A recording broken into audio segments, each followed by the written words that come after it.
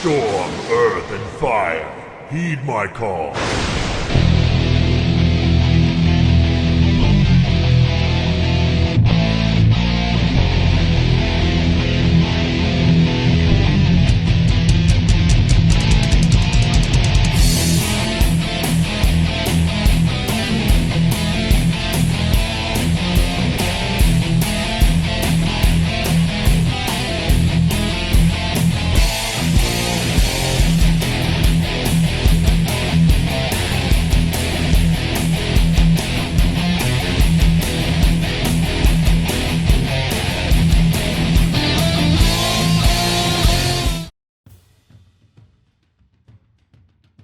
Hello there, ladies and gentlemen, and welcome to the patch 6.2 level 100 Elemental Shaman guide. My name is Tuskeh, and in this video we are going to discuss the Elemental Shaman in all of its glory, covering everything. Designed for everyone, this guide will teach you everything from the basics of the Shaman to advanced tips and tricks to going beyond your role as a damage dealer and becoming a true hero. You can use the links at the top of the video to jump to the various sections of this guide at will. Just note, however, that all of this advice is for PvE, not for PvP, because I'm terrible at PvP. Now, let's get started.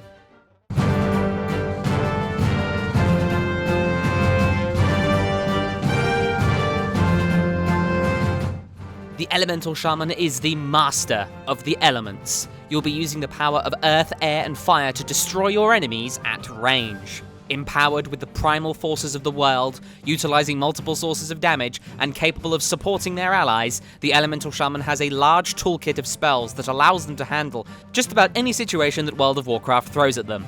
The Elemental Shaman brings powerful single target damage and some of the greatest sustained area of effect damage in the game. When there are multiple enemies to slay, the Elemental Shaman shines. Not only does the Elemental Shaman have the ability to destroy their enemies, but they also have access to a suite of abilities dedicated to supporting their allies. These support spells allow the Elemental Shaman to do things like reduce damage, heal allies, slow enemies, create elemental servitors, remove fears, charms, and sleep effects, stunning enemies, and even temporarily increasing the power of their allies. These abilities and how you use them can decide how a fight plays out, and a skilled Elemental Shaman has the potential to deal great damage to enemies and heal their allies at the same time. Additionally, the Elemental Shaman is pretty damn difficult to kill. With the ability to mitigate a lot of damage on demand, heal themselves or allies around them passively, or drop everything and heal themselves or an ally in need of aid, the Elemental Shaman is surprisingly hard to slay. As an Elemental Shaman, you will bring passive mastery and haste to your group or raid, thanks to Grace of Air, meaning you never have to worry about the uptime of buffs. As long as you're alive, you'll be increasing the power of your allies. On top of all of this, add in totems. These powerful spells, unique and iconic to the Shaman, provide temporary benefits for yourself and your allies, or temporarily debilitate your enemies. You have 4 types of totems, each corresponding to an element: fire, water, earth, and air. You can have one of each type of totem out in the world at once. Totems can do things like redirect enemy spells, remove negative effects from your team, provide healing, root, slow, and stun enemies, or even summon elemental spirits that deal damage, support your team, and redirect enemy attention. Your rotation is pretty simple and easy to learn, with plenty of depth for veteran players to get into. You can go from single target to multi-target damage effectively, and your ability to deal with multiple enemies is nothing short of incredible. Add in the ability Bloodlust, the most powerful raid cooldown in the game, the ability that decides the outcome of fights, the ability that will earn you praise if used correctly and scorn if not, and you have a specialization that not only brings great damage, but helps support their raid and lift them towards victory. Most importantly, the Elemental Shaman is a blast to play, with a potent damage rotation combined with a suite of tools for those who wish to become problem solvers. If you just want to be a damage dealer, the Elemental Shaman might not be as complex as other classes. It's the additional layers of utility and support that makes the Elemental Shaman a very, very strong spec. Throwing out great damage while simultaneously healing your allies is a great feeling, not to mention the feeling of saving your allies with a well-placed thunderstorm. So, just what spells will you be using as an Elemental Shaman? Let's go over your main abilities, the ones you'll be casting the most. We'll start with your mastery, Molten Earth. This causes your damaging spells to incite the earth around you to come to your aid for 6 seconds. This repeatedly deals fire damage to your most recently attacked target. When you see an Elemental Shaman in action, these small bolts of earth are the result of their mastery. Additionally, Elemental Shaman gain a great deal out of the multi-strike stat. This grants 2 chances each time a spell is cast to duplicate the spell for a portion of the damage or healing. So if I cast a Bolt of Lightning, my current, at time of recording, multi-strike stat gives me 2 44% chances to cast another Lightning Bolt at a portion of the damage. This means that each time you cast a spell, you have a fair chance of in fact casting 3 of them at the same time. Before we discuss that though, let's talk about out-of-combat abilities that the Elemental Shaman has to use before combat begins. Thankfully, there's only one, Lightning Shield. This is very important. It surrounds the Shaman with a reactive lightning barrier that deals damage to enemies that deal damage to them. This lasts for 1 hour. The spells that make up your main rotation are as such. Flame Shock, an instant cast ability that deals fire damage over 30 seconds to a single enemy. As a shock spell, Flame Shock shares a short 5-second cooldown with Earth Shock and Frost Shock. Lava Burst, a cast time spell that deals heavy fire damage to a single enemy, with an 8-second cooldown. Lava Burst will always critically strike, and it will deal 50% extra damage if the enemy that it hits is afflicted by your Flame Shock.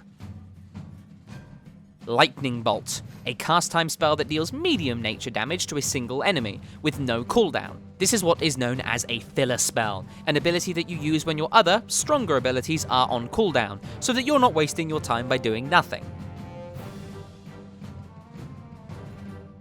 Chain Lightning, a cast time spell that deals light nature damage to 3 enemies, with no cooldown. This is another filler spell designed for striking multiple targets rather than just the one.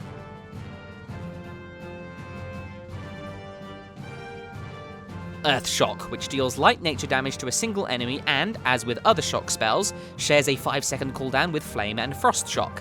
However, Earth Shock combines with your Lightning Shield. You see, whenever you cast Lightning Bolt, Lava Burst, or Chain Lightning, or any of those spells multi-strike, you gain a stack of your Lightning Shield up to a cap of 20. When you use Earth Shock, it consumes any Lightning Shield charges beyond 1 to deal extremely heavy damage to the recipient of your Earth Shock. The generation and consumption of these Lightning Shield charges is called Fulmination.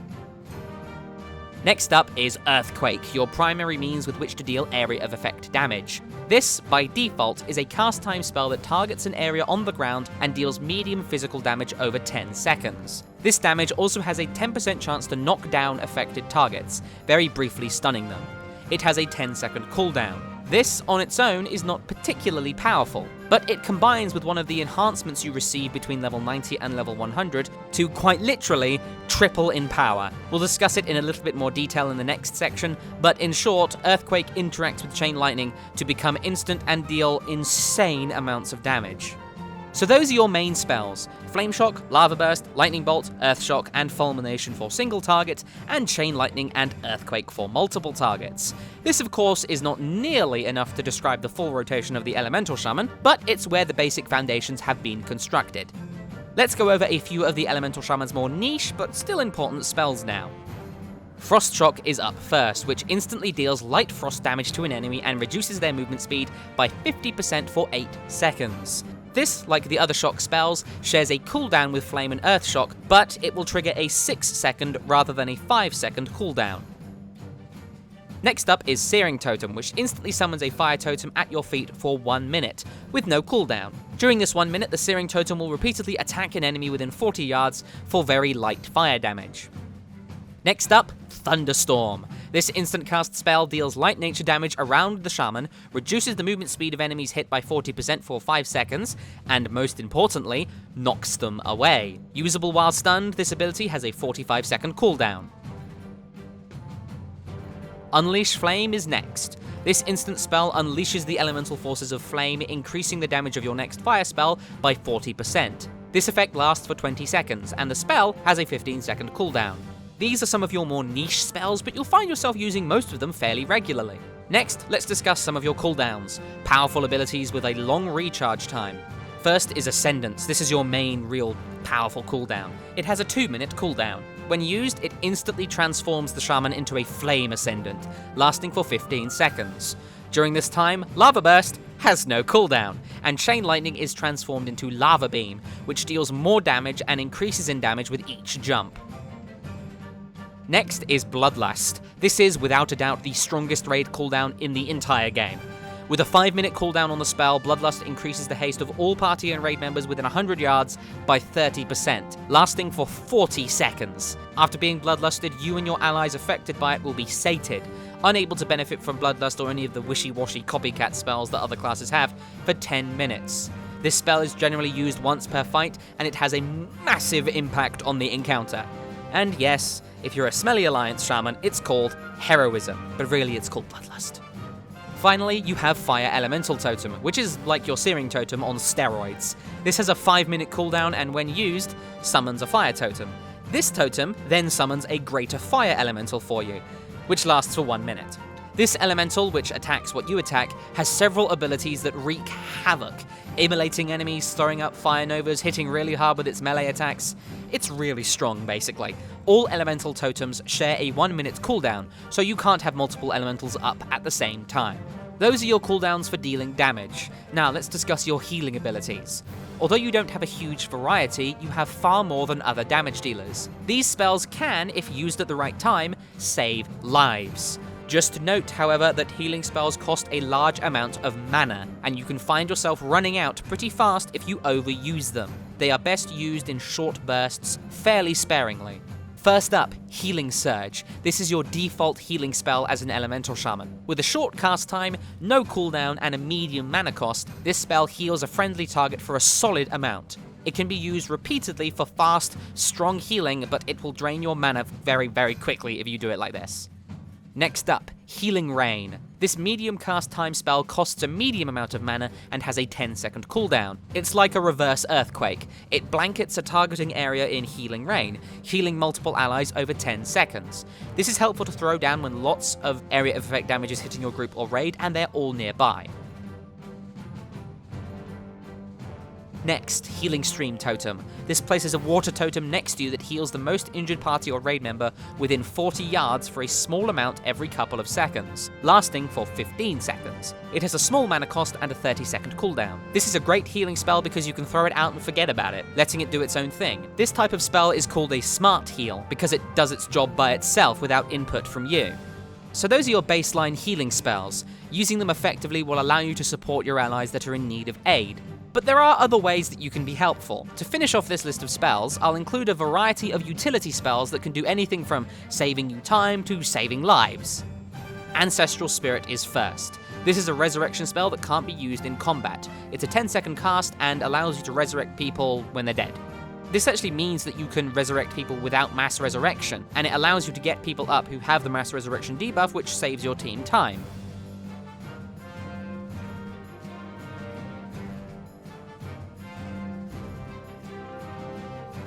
Next up, Astral Recall. This is like a second Hearthstone. With a 15-minute cooldown, this spell returns you to your Hearthstone location, or your Earth Shrine if you glyph it. The Earth Shrine is the small area in Orgrimmar or Stormwind where all of the different portals into the Cataclysm zones are. This just makes it easy to get around the world. Astral Recall also benefits from haste, meaning that it takes less time to cast than your default Hearthstone. Capacitor Totem is next. This puts an air totem down at your feet that gathers energy for 5 seconds. After that, it explodes, and stuns all enemies within 8 yards for 5 seconds. This is the strongest area of effect stun in the game, but it has a charge time. It takes finesse to use this correctly, but doing so can stop whole hordes of enemies in their tracks. It has a 45-second cooldown. Up next, Cleanse Spirit. This removes all curse effects from a friendly target, costing a chunk of mana and with an 8-second cooldown. This means you're one of the few classes that can dispel curses, even if you're not a healer. Remember though that Cleanse Spirit doesn't incur its own cooldown if it doesn't dispel something. You have Earth Elemental Totem, which summons an Earth Totem that summons a Greater Earth Elemental for 1 minute. This deals very little damage, but it has the ability to taunt enemies so that they attack it rather than anyone else. It's great at saving lives, but remember that it doesn't last long against tougher enemies and that it can't taunt raid bosses, lowering its value in raids. It has a 5-minute cooldown. Again, this shares a 1-minute cooldown with other elemental totems. You have Earthbind Totem. This summons an Earth Totem that lasts 20 seconds. It slows the movement speed of all enemies within 10 yards, making it easier to run away from them or to position them. It has a 30-second cooldown. Next up, Farsight. This has no cooldown and a small cast time. It changes your viewpoint to the targeted location for 1 minute. Farsight can be cast off of other Farsights, enabling a shaman to explore the world by jumping from Farsight to Farsight. Note that this doesn't work indoors unless glyphed, and more importantly, it will not cancel if you take damage. Be careful using this if you're in danger. Still, Farsight has some limited uses for scouting. Ghost Wolf is next. This has no cooldown and is instant cast. When used, it turns you into a Ghost Wolf, which increases your movement speed by 30%. Using most of your abilities will remove Ghost Wolf, meaning that its primary purpose is to increase your movement speed when not in combat and when you can't mount up. But it still sees some value in combat, when you have to move really fast somewhere. Grounding Totem is up next. This instant spell summons an air totem that redirects one harmful spell to it, applying to both you and your allies. This means that you can redirect a nasty spell heading towards you or one of your friends. As soon as the spell is redirected, the Grounding Totem is destroyed. This can't redirect area of effect spells, but it still has value. It has a 25-second cooldown and lasts for 15 seconds or until it is destroyed by a spell. You have Hex, which is a short cast time spell with a 45-second cooldown. This turns an enemy into a frog, ribbit, meaning that they can't attack or cast spells, and will just kind of wander around in circles. Damage caused will interrupt the effect after a short time, meaning 1 or 2 spells may not break a Hex, but multiple ones most definitely will. This Hex lasts for 1 minute, and only works on humanoids and beasts. Additionally, only one target can be hexed at a time.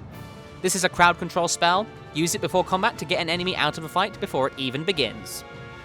Purge is up next. This costs a medium amount of mana and has no cooldown. It's instant cast. Purge removes one beneficial magic effect from an enemy. Removing magical effects is almost always a good idea, making it a vastly underused but still very potent spell. Raids will see you using this as soon as it's available, essentially. You never want your enemies to have beneficial magic effects on them, because it's bad. Shamanistic Rage is next. This has a 1 minute cooldown and is instant. It reduces all damage you take by 30% for 15 seconds. It's a nice, potent, short cooldown survivability spell. It can even be used while stunned and doesn't trigger the global cooldown. This is the short cooldown between most spells. This means that you can weave Shamanistic Rage into your rotation without losing any time.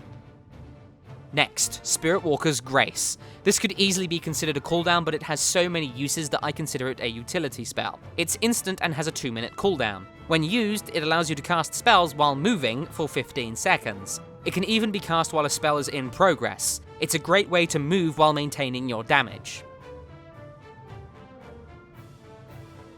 Next up, Totemic Recall. This is an instant spell that costs no mana and has no cooldown. It returns your totems to the earth, destroying them and refunding 25% of their mana cost. The mana cost is completely inconsequential, but sometimes you'll want to just get your totems out of the way. This spell is how you do that.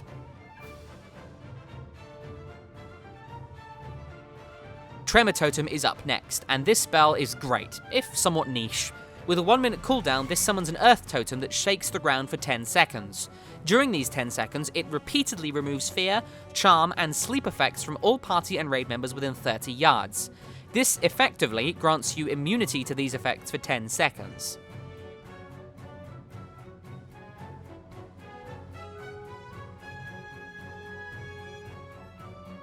Second to last is Water Walking. This is an instant spell with no cooldown that allows a friendly unit to walk across water for 10 minutes. If you take damage while you have Water Walking up, it will be dispelled.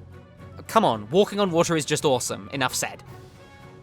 Finally, you have Wind Shear, your interrupt spell. This has a 12-second cooldown, putting it in the lower end of interrupt cooldowns, and has a 25-yard range, making it extremely powerful. When used, this simply interrupts the target. If they were casting a spell that can be interrupted, it stops the spell from being cast and prevents any spell of that type, so fire, frost, holy, shadow, etc., from being cast for 3 seconds. This is a super potent interrupt, and a great way to round off the utility section of our abilities.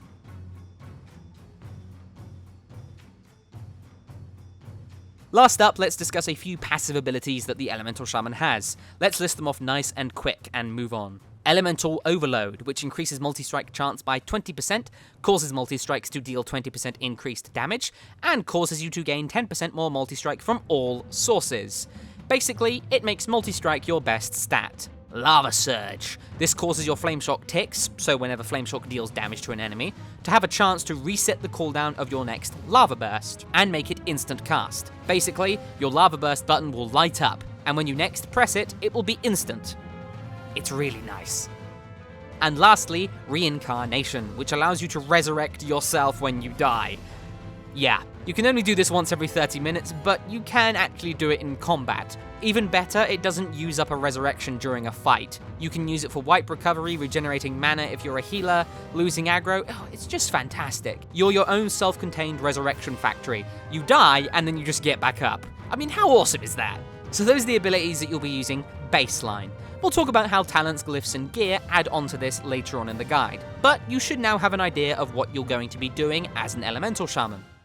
So let's put some of these abilities into action with a little bit of live footage. So here we are in the Temple of Shannara inside a cavern, and there are multiple enemies in here. So what we are going to do is we are going to start with this single Sargerai Fellbinder. We are going to use our Flame Shock, and then we are going to interrupt with the Wind Shear, get out a couple of Lava Bursts, do loads of damage there, getting the Lava Surge procs to deal damage, and we just finish that one off with our Mastery. Now there's a bigger Fell Guard over here. We'll use our Unleashed Flame to get a stronger Flame Shock, get that going there. You see it's dealing damage, using our Lava Burst to deal a lot of damage, and while we don't have anything else to do, we're just going to Lightning Bolt away, slowly chipping its health down, and you see we have lots of stacks of Lightning Shield now, so we'll just use our Earth Shock and Fulmination to deal a big chunk of damage there, getting a couple of other Lava Bursts, Lightning Bolts off, and that's all good.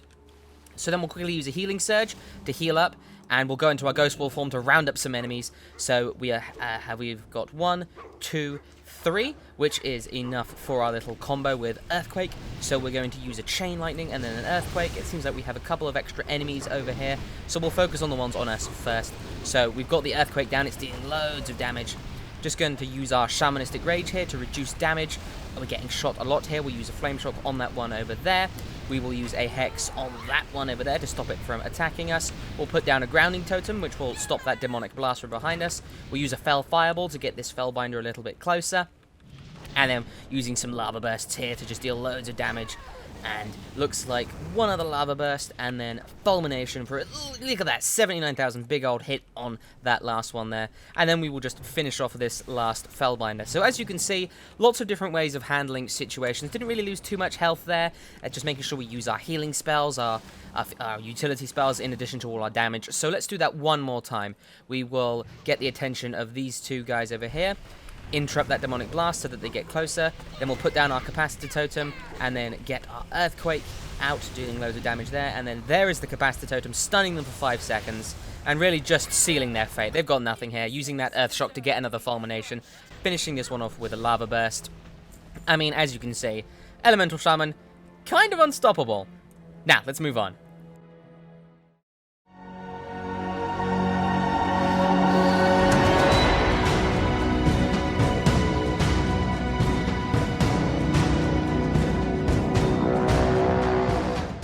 So let's quickly go over some of the various things that have been added in Warlords of Draenor, both between level 90 and 100 and with patch 6.2. We have a variety of new enhancements to our abilities, and patch 6.2 has changed a couple of things, so let's quickly go over them, how important they are, and how everything has been changed. Let's start with the enhancements to our abilities between level 90 and level 100. You gain one of these every 2 levels between 90 and 98, meaning that we have 4 new enhancements.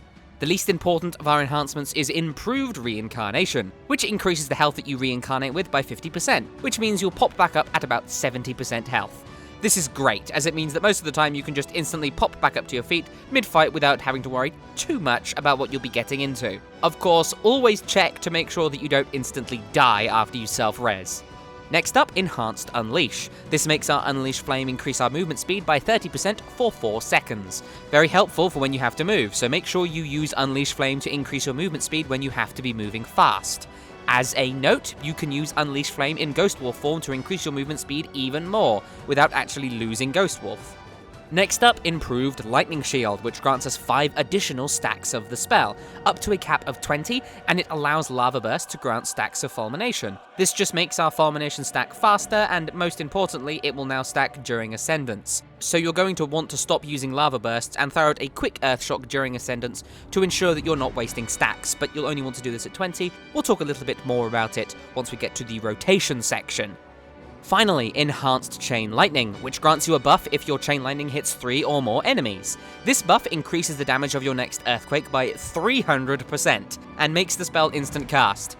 Yeah, this change makes Earthquake absolutely fantastic in AoE situations. If you can get an Earthquake off with the buff, you almost always should.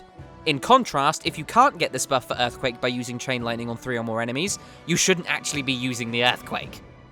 Now, 6.2 has changed a few things very minorly, so let's go over what they are quickly and what they mean. First of all, Elemental Overload's potency has been reduced by about 15%, increasing multi-strike damage by 20 rather than 35%. To counteract this nerf, the passive now increases multi-strike gain from all sources by 10%, up from 5%. Basically, this change means that we'll be gaining more multi-strike, but hitting less hard with our multi-strikes. This isn't really a big deal in my eyes, just make sure that if you end up in really high gear, you don't go over 100% multi-strike, because anything above that percentage is wasted. You can't have a 102% chance to multi-strike, that extra 2% chance isn't doing anything. It'll be really hard, probably close to impossible, to get to 100% multi-strike in anything less than full mythic gear, so I wouldn't worry about it too much. Next, Lava Surge, the buff that resets the cooldown of Lava Burst and makes your next Lava Burst instant cast, now has a duration of 10 seconds, up from 6. This gives us a bigger window to actually take use of the Lava Surge. This isn't really helpful in raids, but it will certainly help out in the world, or maybe with a little bit of target switching. Just keep in mind that when you get a Lava Surge, you'll usually be using it next to instantly to stop another Lava Surge from overwriting it. That's actually it for the 6.2 PvE changes. There's been a small PvP change that has occurred in the form of moving the Elemental Shaman's 2p set bonus for PvP gear to the 4 set bonus and giving us a new 2 set, which reduces the cooldown of Hex by 15 seconds. But I'm just including that in the guide for completion's sake. It doesn't really affect PvE at all. Let's move on.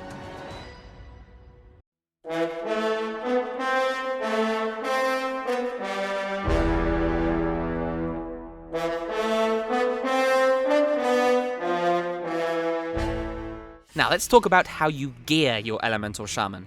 First and foremost, as a Shaman, regardless of your specialization, you wear mail armor. Doing so grants you a 5% bonus to your primary stat. For the Elemental Shaman, this is Intellect. This means that you should never ever be wearing a piece of cloth or leather even if it is an upgrade. This naturally only applies to Shaman who are at or close to the maximum level. For Shaman that are leveling up, you'll generally want to wear whatever gives you the best stats. But for maximum level characters, you should only wear mail armor. Alright, so before we discuss stat priorities, let's quickly talk about how you can customize your gear. This isn't transmog, this is actually stat customization. Unlike the previous expansion, you can't reforge stats on your gear, enchant most of your pieces, and expect gem sockets on specific items. Customization has been made much simpler and actually quite rarer now.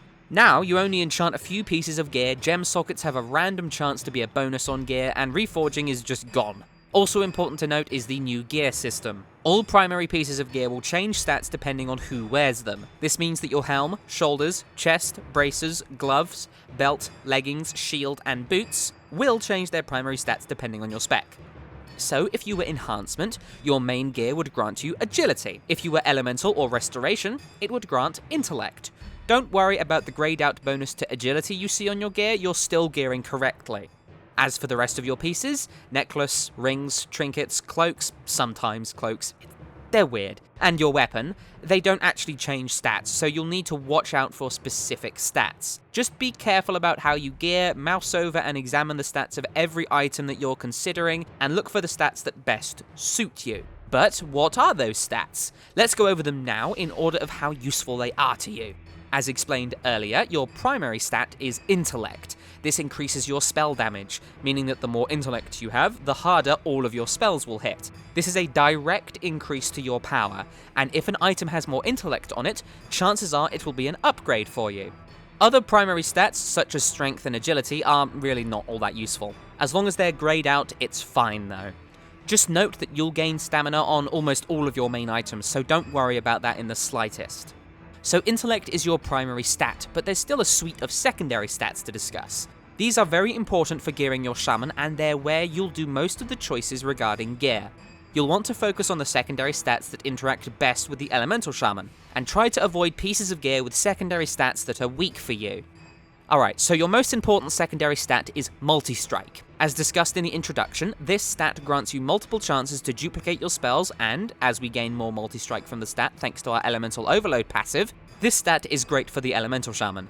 The more Multi-Strike, the better. Although, as I said, don't go over 100%, but that's really difficult to do. You have to be in super good gear for that. Next, things get a little bit murky. I'll give you the raw information and then discuss what I feel is best. So haste and crit are on paper of similar value to the Elemental Shaman.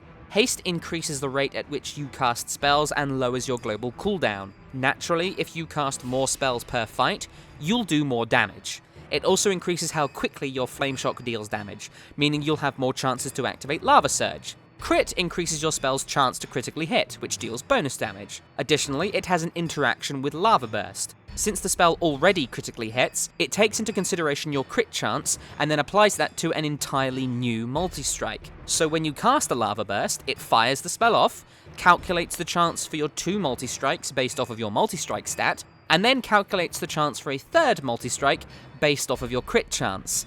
Basically, Lava Burst fires more times with higher crit. Haste is better for single-target situations, and Crit is better for multi-target situations, since it grants Chain Lightning and Earthquake higher chances to critically strike. That's the raw information. In my opinion, I would value Haste slightly higher than Crit when it comes to gearing. Not only does Haste contribute to multiple target damage, since you cast all of your spells faster and they deal damage faster, but it also makes the class play much, much smoother. When you have fast spell casts, the entire specialization really starts to come together. My advice is to prioritize Haste as your second best secondary stat, and then Crit as your third best secondary stat. But still, this is very close, and sometimes you won't really have a choice as to whether you'll get one or the other. Just know that they're both really good for you. After these stats is Mastery.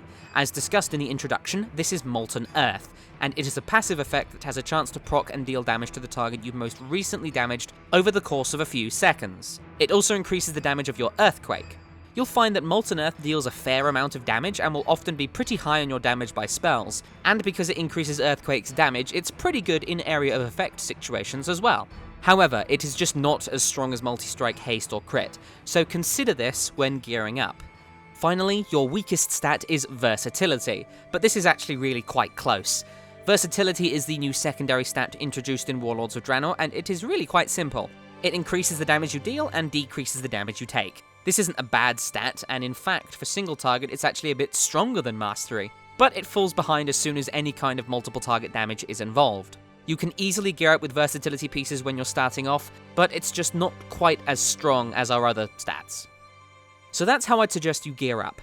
Aim for pieces of gear with intellect on them, and try to get as much multi-strike and haste as you can from your gear. Generally, when looking at potential upgrades, if an item has more intellect on it, it's almost always an upgrade. When looking at small upgrades, so only about 5 or so item level, or at side grades when the item level is the same, consider how it will affect your secondary stats. We'll talk about how you can actually use an outside program, a program outside of World of Warcraft, to actually figure this out in the advanced section. One last thing about gearing now. Make sure you avoid Spirit. Spirit is a healer-only stat that increases your mana regeneration, and we don't have to worry about mana in the slightest. Try to avoid items with Spirit on them. These items will be in the neck, cloak, ring, and trinket slots. They are not any good for you. Oh, and when it comes to one-hand and off-hand versus a two-handed weapon, just go with whatever gives you the best stats. It used to matter with enchanting, but not anymore. Alright, now that we know what we're looking for in gear, let's go over gemming and enchanting that gear. When it comes to gemming, you'll be doing this much less than you did before in Mists of Pandaria. Sockets are now a rare bonus to gear, meaning that it's likely that you won't see sockets on your gear unless you're quite lucky. Every socket is prismatic, and there's only one type of gem to put into these sockets, called the Talidite Crystal. There are no socket bonuses anymore either. As such, when you have a gem socket, you should always use a multi-strike Talidite. The default version is quite cheap, and grants 35 multi-strike. The greater multi-strike Talidite should be used most of the time in low gear, and should be used all of the time when you're raiding. This grants 50 multi-strike. Finally, if you can get your hands on it, the Immaculate Multi-Strike Talidite, which is very expensive, grants 75 multi-strike. Use this on pieces of gear you won't be replacing for a very, very long time. If you're in a serious raiding guild, or in any kind of raiding guild where you're progressing, the Immaculate Multi-Strike Talidite is what you want. Next, enchanting your gear. Again, Warlords of Draenor has reduced the amount of enchanting you'll need to do, but you absolutely should be doing this. The stat increases are great, and most raiding guilds will make it mandatory to be enchanted. Enchant gear that you'll be keeping for a while, and never enter a progression raid, a raid where you'll be doing stuff for the first time, with any missing enchants. Always enchant your gear. But what enchants do you want? Well, again, you'll be aiming for multi-strike. For your necklace, go with Gift of Multi-Strike, which increases it by 75. For your cloak, go with Gift of Multi-Strike, which increases it by 100 and grants 10% movement speed. For your rings, go with Gift of Multi-Strike, which increases it by 50. Make sure you get one of these on your legendary ring regardless of what step you're on, as soon as possible. For your weapon, go with Mark of the Frostwolf. This gives you a chance to increase multi-strike by 500 for 6 seconds whenever you cast a spell. This effect can stack twice for a total of 1000 multi-strike. Just be wary though. If this 1000 multi-strike would bring you over the 100% multi-strike cap, then this enchant is a waste. If this is the case, use Mark of the Thunderlord instead, which has a chance to increase your crit. Now, before we move on, let's discuss how you should gear up once you reach level 100. Patch 6.2 has really changed the way this works, so let's go over how to gear up and get into raiding at a decent pace. At all times as you go through this process, consult the Adventure Journal, available in your game menu, to get an idea of what kind of content you should be doing. As you're leveling up, make sure you build and upgrade your garrison as much as you can. Try to save garrison resources though, this is very important. You're going to need about 2,000. Once you reach level 100, immediately start your legendary questline. Speak with Khadgar's servant in your garrison to begin it. You'll have to do Skyreach on normal and then 3 specific heroic dungeons: the Everbloom, the Grimrail Depot, and the Bloodmaw Slag Mines. You'll need an item level of 610 to do these heroics. While you're doing this, gather your way to 2,000 garrison resources. Your garrison will generate resources on its own, but you can speed the process up with a trading post, a lumber mill, or by going out into the world and finding treasures. You can get a map of treasures in Ashran, but only if you've completed the storyline of the zone whose map you're trying to buy. It's an Arakoa in either Storm Shield or War Spear. Once you reach 2,000 garrison resources, gather 5,000 gold. Complete the quest, My Very Own Fortress, to get your garrison to level 3. As soon as you've done this, you'll get a quest to speak with your faction leader, Smelly Varian or Awesome Vol'jin. Anyway, complete that quest chain, it will have you going into the Iron Docks to build a shipyard, and eventually it will send you to the Tanaan Jungle. This is great, this is what you want. Once you're in Tanaan Jungle, do the quests and start exploring. This is where you're going to be gearing up. Everything has a chance to drop baleful items, tokens that you can use to create item level 650 gear. This even has a chance to be upgraded to an epic, item level 675. Do the Apex's Crystal Dailies in your garrison and in Tanaan, and explore as much as you can. Spend lots of time in the Tanaan Jungle. Find groups using the pre-made group system for Supreme Lord Kazak, who has a chance to drop an item level 705 piece for you once a week. Group with stronger players if you're struggling, but Tanaan Jungle is the fastest way to gear up. Once you have 20,000 Apexis crystals, buy an empowered Apexis fragment from Raven Speaker Thelmas in your faction outpost in Tanaan Jungle, and use it to upgrade a baleful item to item level 695. Continue doing this until you're geared out in baleful items. Additionally, you can also spend some time with the crafted stuff. I'm not going to go over that now, since you don't really need to do it to gear up, but it's a good way to improve yourself. So start looking into the crafting system. I'm sure you'll be able to figure that out on your own. You'll be fine. So as you're doing all this, continue your legendary questline and start entering LFR. This isn't actually necessary, as you can get yourself into normal runs in pugs or with your guild, but it will speed up the process of acquiring your legendary items for your ring, and it will get you into raids to practice your rotation and acquire gear. Keep doing LFRs, or the normal modes, as you build up your item level. You'll be wanting to do High Mall and the Blackrock Foundry. Once you're above item level 660, consider trying some mythic dungeons. You can't queue for these, but they drop very good gear between item level 680 and 700, and if you can find a group, are definitely worth it. Also keep an eye out for time walking weekend events to queue for old dungeons that drop item level 660 pieces. Once you get to about item level 690, you should be good to start entering the Hellfire Citadel and gearing up from there. Start with normal if you can, depending on your guild or the groups you sign up for. Remember that, in my opinion, guilds are the ultimate way to gear up. If you're in a raiding guild, your process will change, but this is the kind of general way I'd suggest doing things.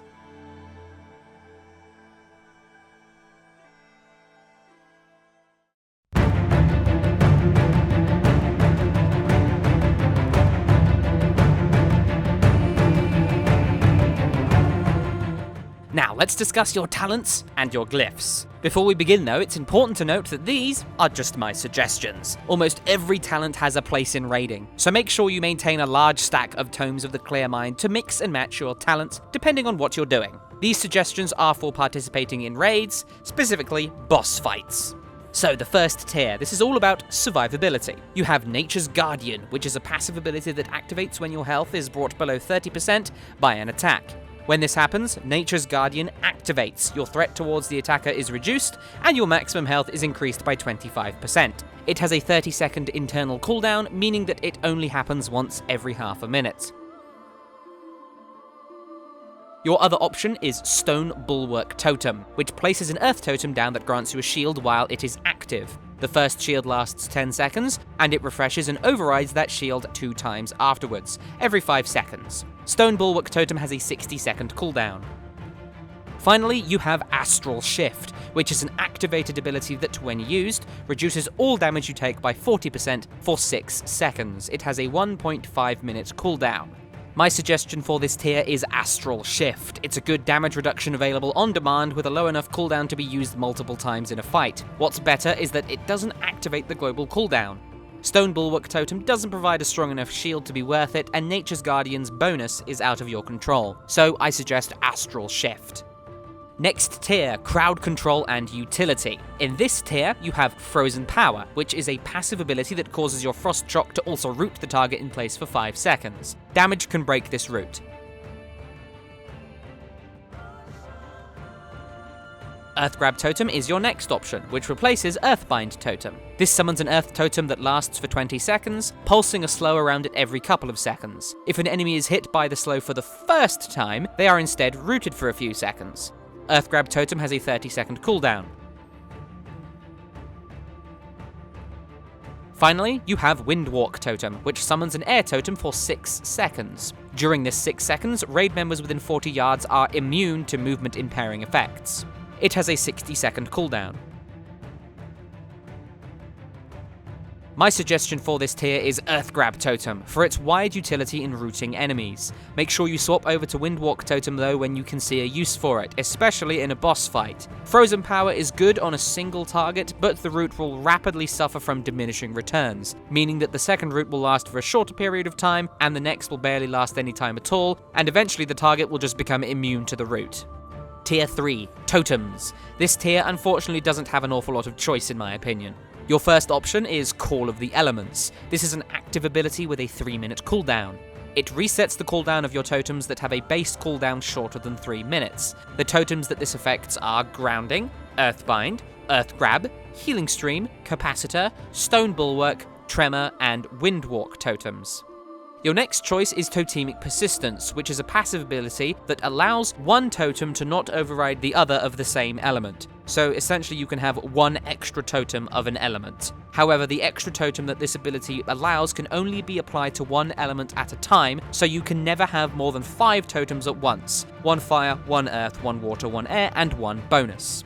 Unfortunately, it also doesn't work with fire totems at all.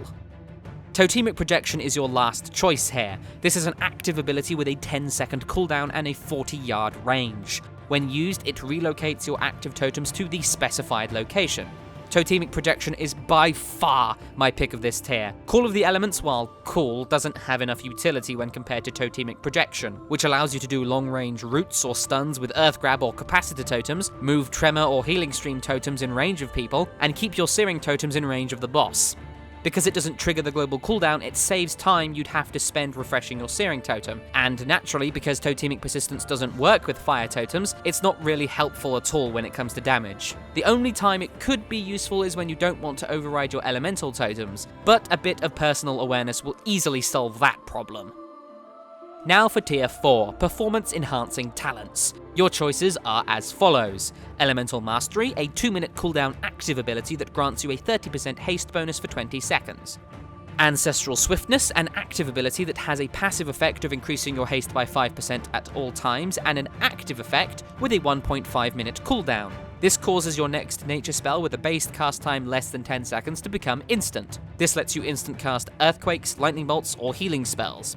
Finally, you have Echo of the Elements, which is a passive ability that grants Lava Burst and Earthquake 2 charges instead of just 1. Effects that recharge their cooldown will instead grant 1 charge, meaning that Lava Surge grants a charge of Lava Burst. For this tier, you'll want to go between Elemental Mastery and Echo of the Elements. Echo of the Elements is fantastic for AoE, and if you'll be using Earthquake at all, use Echo of the Elements to layer 2 Earthquakes buffed by Enhanced Chain Lightning on top of one another. For single target, Elemental Mastery is great for shorter bursts of damage, while Echo of the Elements pulls ahead for longer, sustained single target fights. However, if you have your Legendary Ring, there is an argument for using Elemental Mastery instead on these longer fights, since you can rotate cooldowns better. For now, I'd say Echo of the Elements is baseline for us, and Elemental Mastery is for short, bursty single target fights, or fights that have a period of intense, deal extra damage to the boss, like Gorefiend. Tier 5. Healing. Rushing Streams is your first option. A passive ability, this causes your Healing Stream totem to heal 2 targets instead of 1, and heal for 15% more. Ancestral Guidance is next, and it is an active ability with a 2-minute cooldown. It places a buff on you for 10 seconds.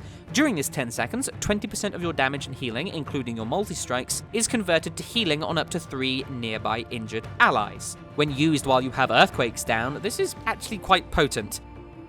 Finally, Conductivity is a passive ability that causes your Lightning Bolt, Chain Lightning, and Earthshock spells to increase the duration of your healing rain by 4 seconds, up to a maximum of 30 bonus seconds. This naturally requires you to have a healing rain active. So you know how I said that pretty much every talent has a place in raiding? Yeah, these ones don't. Only Ancestral Guidance is any good. My suggestion for the tier is easily that. It can be used in just about any fight, doesn't require any extra work from you, and it's smart healing. Rushing Streams is just terrible. The bonus is not anywhere near worth it. Conductivity requires too much setup time with Healing Rain, and it requires a lot of people stacked up for a long time, constantly taking damage. Go with Ancestral Guidance and use it whenever you're dealing heavy damage or taking heavy damage. If both are happening, fantastic, use it. Tier 6. More performance enhancing talents. Unleashed Fury is up first, which is a passive ability that empowers your Unleashed Flame, causing it to also increase damage done by your Lightning Bolt by 30% and your Lava Burst by 10% for 10 seconds. This means that when you use Unleashed Flame, you gain the bonus damage for your next fire spell, the bonus movement speed from Enhanced Unleash, and a bonus to Lightning Bolt and Lava Burst for 10 seconds. This final buff is not consumed, it's just a flat buff until it runs out. Primal Elementalist is next, and it too is a passive ability. This enhances your elemental totems. Your earth and fire elementals deal 80% more damage at all times. All of your elementals also become temporary pets while they are active, with a suite of new abilities that are auto-cast but that you can also control manually. Earth Elemental automatically deals very high threat, reduces the damage it takes, and stuns single enemies. If prompted by you, it will channel Reinforce, which reduces all damage you take by 20% and increases the healing you do by 10% while it channels. Your Fire Elemental automatically deals heavy damage to single and multiple targets, puts an Immolate damage over time effect on them, and if prompted, will channel Empower on you, which increases the damage you deal by 5% and the healing you do by 10%. Your Storm Elemental deals high damage to enemies at range, and heals allies for a portion of that damage. It also increases its own damage by a huge amount temporarily, can be prompted to knock up nearby enemies using Gale Force, and has an aura around itself that increases allies' movement speed by 60% if they are within 6 yards. And finally, Elemental Blast, which is an active ability with a 12-second cooldown. After a short cast, it deals damage and increases either your crit, haste, mastery, or multi-strike by 500 for 8 seconds. This allows for a 66% uptime of the buff if you use it on cooldown, but it will be random. My suggestion for this tier actually depends on your gear. If you're in low gear, so anything underneath item level 650, you should, in my opinion, go with Elemental Blast, as the bonus to your stats will help in proportion to your gear level. If you're above 650, then I'd suggest going with Unleashed Fury. This can be a bit touch and go at times though, they are so very close. However, Primal Elementalist is also a viable choice. If you find a fight with a lot, and I mean a lot, of AoE, like say the Hellfire Assault, or you have to move almost constantly, then Primal Elementalist will be a DPS gain. Primal Elementalist also gains power if you're on a fight that's over 10 minutes, where you can use your elemental totems more than once. Just remember not to use Empower from your Fire Elemental if you pick Primal Elementalist. It's a damage loss to have it channeling on you rather than kicking ass. It will easily make up for that 5%.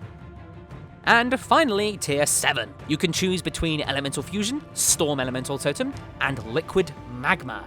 Elemental Fusion is a passive ability that causes your lava burst to increase the damage of your next shock spell by 40%, stacking twice, for a bonus of 80% damage. Note that this only increases the shock damage, and the damage from Fulmination triggered by your Earth Shock is unaffected because technically it's a different spell. But the Earth Shock damage will be increased. It also increases the damage of your Flame Shock and all of its ticks. Storm Elemental Totem is a third elemental, with a 5-minute cooldown and, of course, sharing a 1-minute cooldown with other elementals. This ability summons an air totem that summons a greater storm elemental. This deals more damage than the Fire Elemental, assuming Primal Elementalist isn't involved, in which case their damage is comparable, and is a ranged attacker. The damage that it deals is also applied as healing, split evenly between all allies within 15 yards.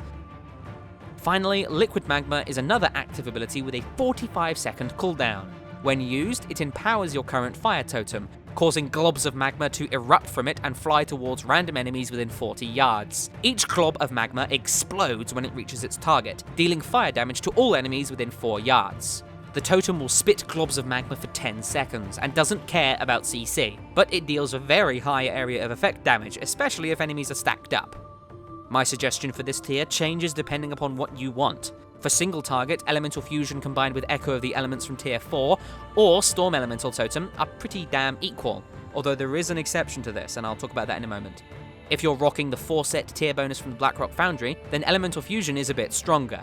In general, Elemental Fusion is better for sustained damage, and Storm Elemental Totem is better for burst damage. Storm Elemental is also better for longer fights when you can get 2 of them out rather than just the 1. For AoE fights like the Hellfire Assault, then Liquid Magma is fantastic. Swap between those 3 talents a lot, and find what works best on each fight. But your gearing actually affects your choice here. There's one very particular piece of gear that we'll talk about a bit more in the advanced section, called the Core of Primal Elements, which drops off of the last boss of Hellfire Citadel, Archimond. Basically, in a nutshell, if you have this trinket and it's a single target fight, go with Elemental Fusion. The damage bonus is just too good. We'll talk about it a bit more in the advanced section. So, those are your talents. Remember to swap between them and try them all out, and see what fits you best. Now, let's discuss useful glyphs. Again, swap between these whenever you can to get the most out of them.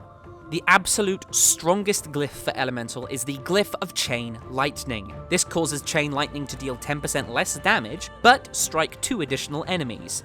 For any fight where Chain Lightning will hit more than 3 targets, this glyph is practically mandatory. Swap it out when Chain Lightning will only hit 3 targets at a time, but this won't happen too often. Generally, it's either a single target or lots of AoE. Next, you'll want to decide how you want to glyph Spiritwalker's Grace.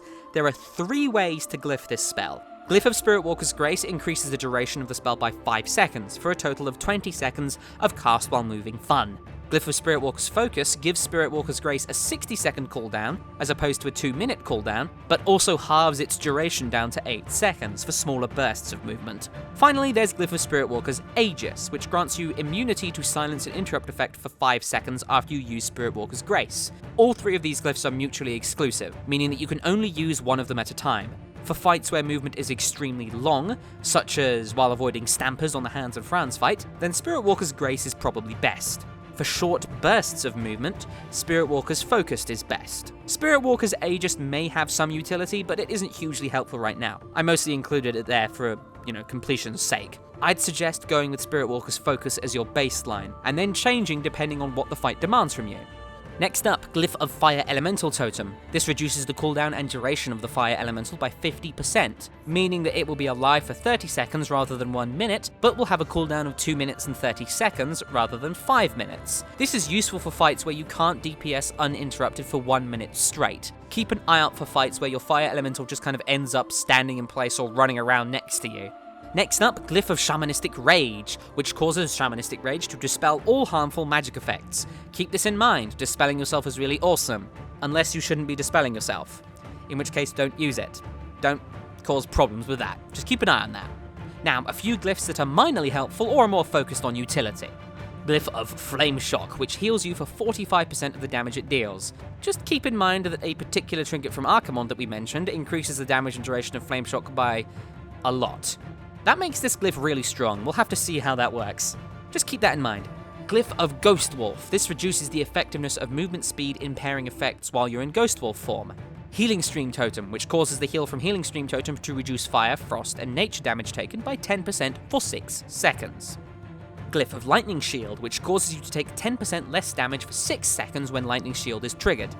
Glyph of Shocks, which increases the range of Earth Shock, Flame Shock, Frost Shock, and Wind Shear by 5 yards. Glyph of Thunder, which reduces the cooldown on Thunderstorm by 10 seconds. This is useful on a fight like, say, Cormrock, where Thunderstorm actually can be useful for dealing damage. Glyph of Unstable Earth, which will cause your Earthquake to reduce the movement speed of affected enemies by 40%, slowing them down. This is useful on, say, Socrathar the Eternal, where you have to slow down the spirit adds that he summons.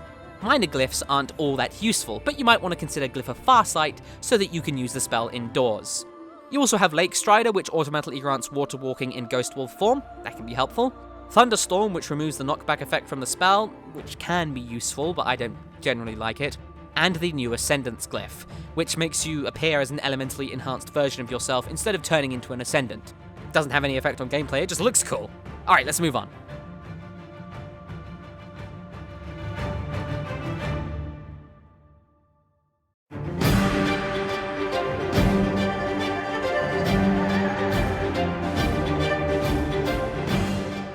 Right, let's talk about your rotation of spells and how to get the most out of your cooldowns. While your rotation is fairly simple, the Elemental Shaman has quite a variety of damage sources, meaning that screwing up one part of the rotation can pretty adversely affect your damage. So make sure that you constantly practice your various rotations in order to get every aspect of them nailed down. We'll start with your single target rotation, building up from the core spells to include additional spells and talents. At all times, you should have Lightning Shield up. Keep an eye on the buff so that you never enter combat without Lightning Shield active.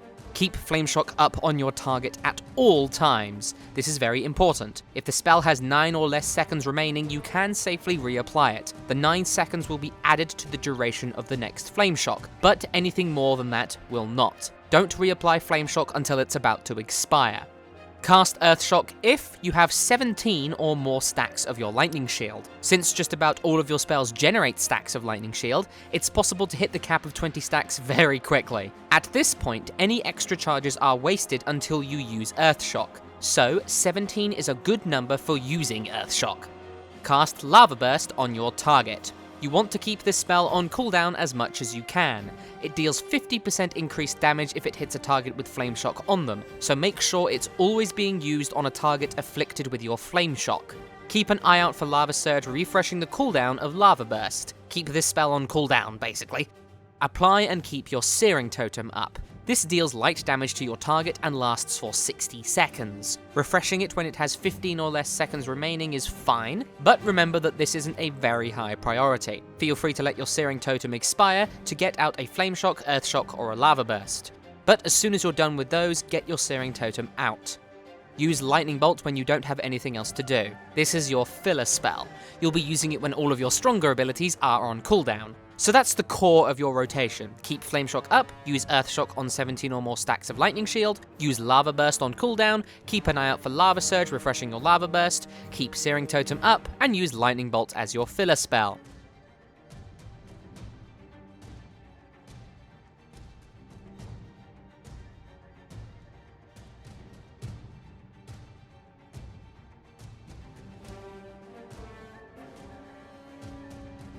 Now, let's add on talent choices to this rotation. Alright, so the 3 talents that mix with your single target rotation are Elemental Blast, Unleashed Fury, and Liquid Magma. You can only have either Elemental Blast or Unleashed Fury, as they're both part of the same tier. So let's start with Liquid Magma. When added into your rotation, Liquid Magma becomes top priority, above everything else. You'll want to use it on cooldown. Just remember that since the ability lasts for 10 seconds, you'll need your fire totem to be active for at least 10 more seconds after you press the ability. If needs be, refresh your searing totem before using Liquid Magma, then continue with your rotation as normal. Now for Elemental Blast. This ability slots into your rotation in between Earthshock and Lava Burst. You'll want to use it on cooldown with a slightly higher priority than your Lava Bursts, but since it has a 12-second cooldown, you'll likely just be using Elemental Blast before you fire off Lava Bursts. Just keep this spell on cooldown as well.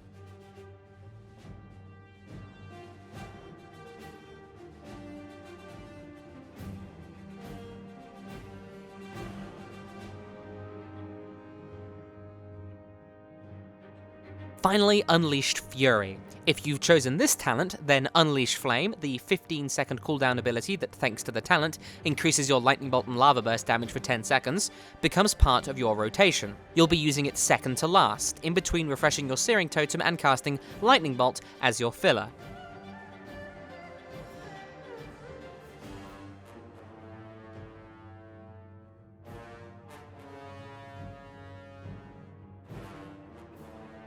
So that's your single target kind of mid-fight rotation. Next, let's talk about your cleave rotation. This covers a situation where there are multiple enemies, but each is spread out from one another, making Chain Lightning and Earthquake ineffective. Or, alternatively, you're only fighting 2 enemies.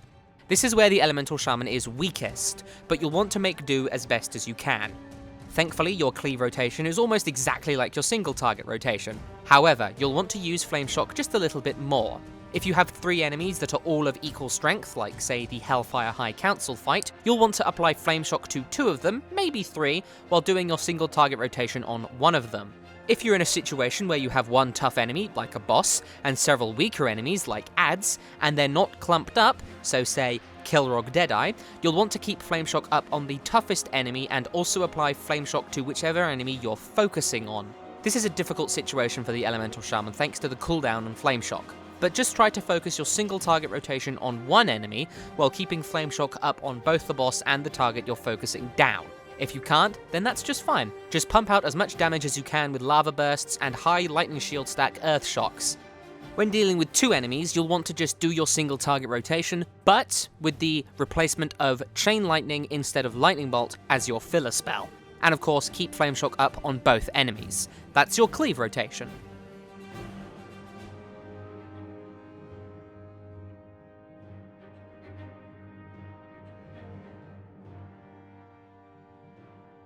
Next up, let's talk about your Area of Effect rotation, or AoE. This is where the Elemental Shaman shines, when multiple enemies are stacked up. Whenever you're fighting groups of enemies that are all of similar toughness, be they 3 bosses like the Iron Maidens, packs of trash, or groups of adds during boss encounters, you'll want to use this rotation. The only caveat is that the enemies have to be quite close together. Your absolute main priority in these situations is to get the enhanced Chain Lightning buff, and then use Earthquake, placing it so that it will hit as many enemies as possible. Your rotation is as such. Acquire the enhanced Chain Lightning buff by casting a single Chain Lightning that hits 3 or more enemies. Place Earthquake down underneath as many enemies as possible. Then, you'll want to use Earthshock when it's hit 20 stacks. This will happen very, very quickly with all of the Chain Lightnings and multi-strikes going out. You'll also want to keep your Searing Totem up when you have nothing else to do, and, naturally, use Chain Lightning as your filler spell. Remember that if you're using Echo of the Elements, then you'll want to put 2 Earthquakes down. So you'll go Chain Lightning, Earthquake, Chain Lightning, Earthquake. If you're using the Liquid Magma talent, you'll want to use it on cooldown as your number 1 priority. Remember to use it on a fire totem that's got 10 seconds or more remaining. And if necessary, just refresh your Searing Totem beforehand to do so.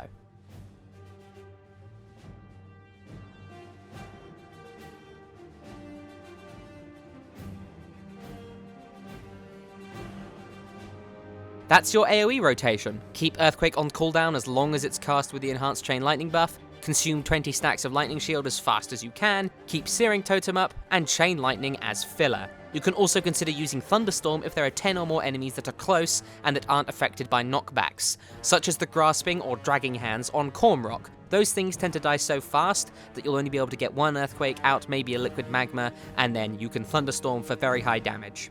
A couple of notes about your rotation now, in order to help you get a bit more out of it and maintain it while moving about. First of all, while doing your single target rotation, note that having one extra flame shock up on another target is a slight increase to your damage per second, since it will mean more lava surge procs. But any more than 2 flame shocks will see you having to refresh flame shock so much that you'll likely miss a chance to earth shock your lightning shield charges away, which would be a loss of DPS. So, flame shocking an extra enemy in this situation is worth it. However, if you have the class trinket, the core of primal elements, then this will change. Again, we will talk about this in the advanced section, but just keep that in mind. While moving and doing your rotation, first of all, remember that Spiritwalker's Grace is a very potent move and cast spell, so use it as much as you can. If it's not available, you'll want to use things like Unleash Flame, low Lightning Shield Earth Shocks, and instant cast Lava Bursts to maintain your damage as much as possible. If you find yourself unable to do any of these things while you're moving, consider just reapplying your Searing Totem early. Make sure you're always doing things. Now, let's discuss your opener for a single target fight. Let's assume that you've been given a 10-second pull timer, which is very common, which gives you 10 seconds to prepare for the start of the fight. What you do here depends on your talent choices, but this is the general core of what you'll be doing on the pull. About 5 or 6 seconds before the pull, if you don't have Unleashed Fury chosen, you can use Unleash Flame to get the buff. About 4 seconds before the pull, you'll be putting down your totems. You'll want to get your strongest elemental out, so if you have chosen Storm Elemental Totem, use that and also a Searing Totem. If you don't have Storm Elemental chosen, then put down your Fire Elemental Totem. As soon as the global cooldown is over, you'll want to use Unleash Flame if you have chosen Unleashed Fury as a talent. If you used Unleash Flame earlier, then skip this step. Next, pre-pot, so use a Dranic Intellect Potion and start casting your first spell. You'll likely have 1 or 2 seconds remaining at this point. If you've got Elemental Blast talented, then start with that. If you do not, then use a Lightning Bolt instead. The spell should be flying through the air as the pull timer ends. At this point, if the encounter calls for it, you will be using Bloodlust. Always know when to use this spell. If it's at the start of the fight, use it right as the pull timer ends and everyone engages. If the encounter demands that Bloodlust is used later, then skip this step. Regardless, use your temporary bonuses, such as your trinkets, your racials, elemental mastery, and anything else you have, and cast Flame Shock. After that, use your Lava Burst charges, including any Lava Surges. Get the spell on cooldown until you can't cast it, basically. As soon as you've done that, cast Ascendance, and start Lava Bursting those 15 seconds away. That's assuming that the fight is a single target fight. If not, you'll be using Lava Beam and Enhanced Chain Lightning buffed Earthquakes right after you've Flame Shocked. So that's your opener. Alright, so here we are in Warspear, and we're just going to spend a little bit of time going over what we've talked about in the rotation section, and just doing our rotation live without any kind of editing or anything like that. Just with, with some decent gear. I'm in about 714, 715 gear here, and I have a few special things that will really change the way you play. We'll discuss those a bit more in the advanced section, but not only will this let you see what an Elemental Shaman can really do in terms of, when it's in higher gear, because I know that a lot of people have been worrying about the Elemental Shaman's DPS. I can kind of show you just how well we fare in kind of higher level gear. And I'll be able to show off what some of these trinkets can do to change your rotation. So let's start with the big one. This is the core of primal elements. When equipped, it increases the damage and duration of Flame Shock by a large amount. The actual percentage depends upon what difficulty you obtain. This is the heroic version, which means 173%, which means when we Flame Shock, the Flame Shock will last for about 1.5 minutes, which means that we have to actually make the most of the application of Flame Shock, which means that when we go with talents, we will be using Elemental Fusion, which means that we'll basically want to have 2 stacks of Elemental Fusion whenever we want to apply or reapply our Flame Shock. And we'll also not be using Unleashed Fury because we want to use our Unleashed Flame on every time we have to reapply our Flame Shock. So for now, we'll be using Elemental Blast. Second of all, we have our legendary ring, Nithramus. Now this won't always be activated by you, but generally this will be activated every 2 minutes, which works really well with your Ascendance, which is just fantastic. Increases damage by 25, it goes up as you upgrade it. So I've upgraded it once, so that's 26%. So very small amount, but yeah, that should be good. Additionally, we have 2 pieces of tier to think about, so 2 tier bonuses. First of all, our Earthshock has a 45% chance not to consume any lightning shield charges and to have its cooldown instantly reset. So that basically means that when we Earthshock, we have to keep an eye out for our lightning shield stacks not going away. So that should be pretty difficult, pretty easy actually to notice, pretty difficult to miss. And finally, for every 24 lightning shield charges consumed, so essentially every 2-ish lightning shields, your total spell haste is increased by 20% for 15 seconds, and every 3 seconds this effect diminishes. Now on the left here will be a number. The blue number will be the stacks of my lightning shields, and the stacks of the buff that you get. It's called Gathering Vortex. And then just on to the right of that will be the duration of Lightning Vortex, which is the actual name of the buff you gain when you've consumed 24 lightning shield charges. So let's get to it. We'll start with single target on the Raiders training dummy, and then move on to a bit of AoE a little bit later on. So what we'll do is we'll make ourselves a pull timer, but before we pull, we need to make sure we have everything sorted out. So first of all, I'm going to activate Lightning Shield.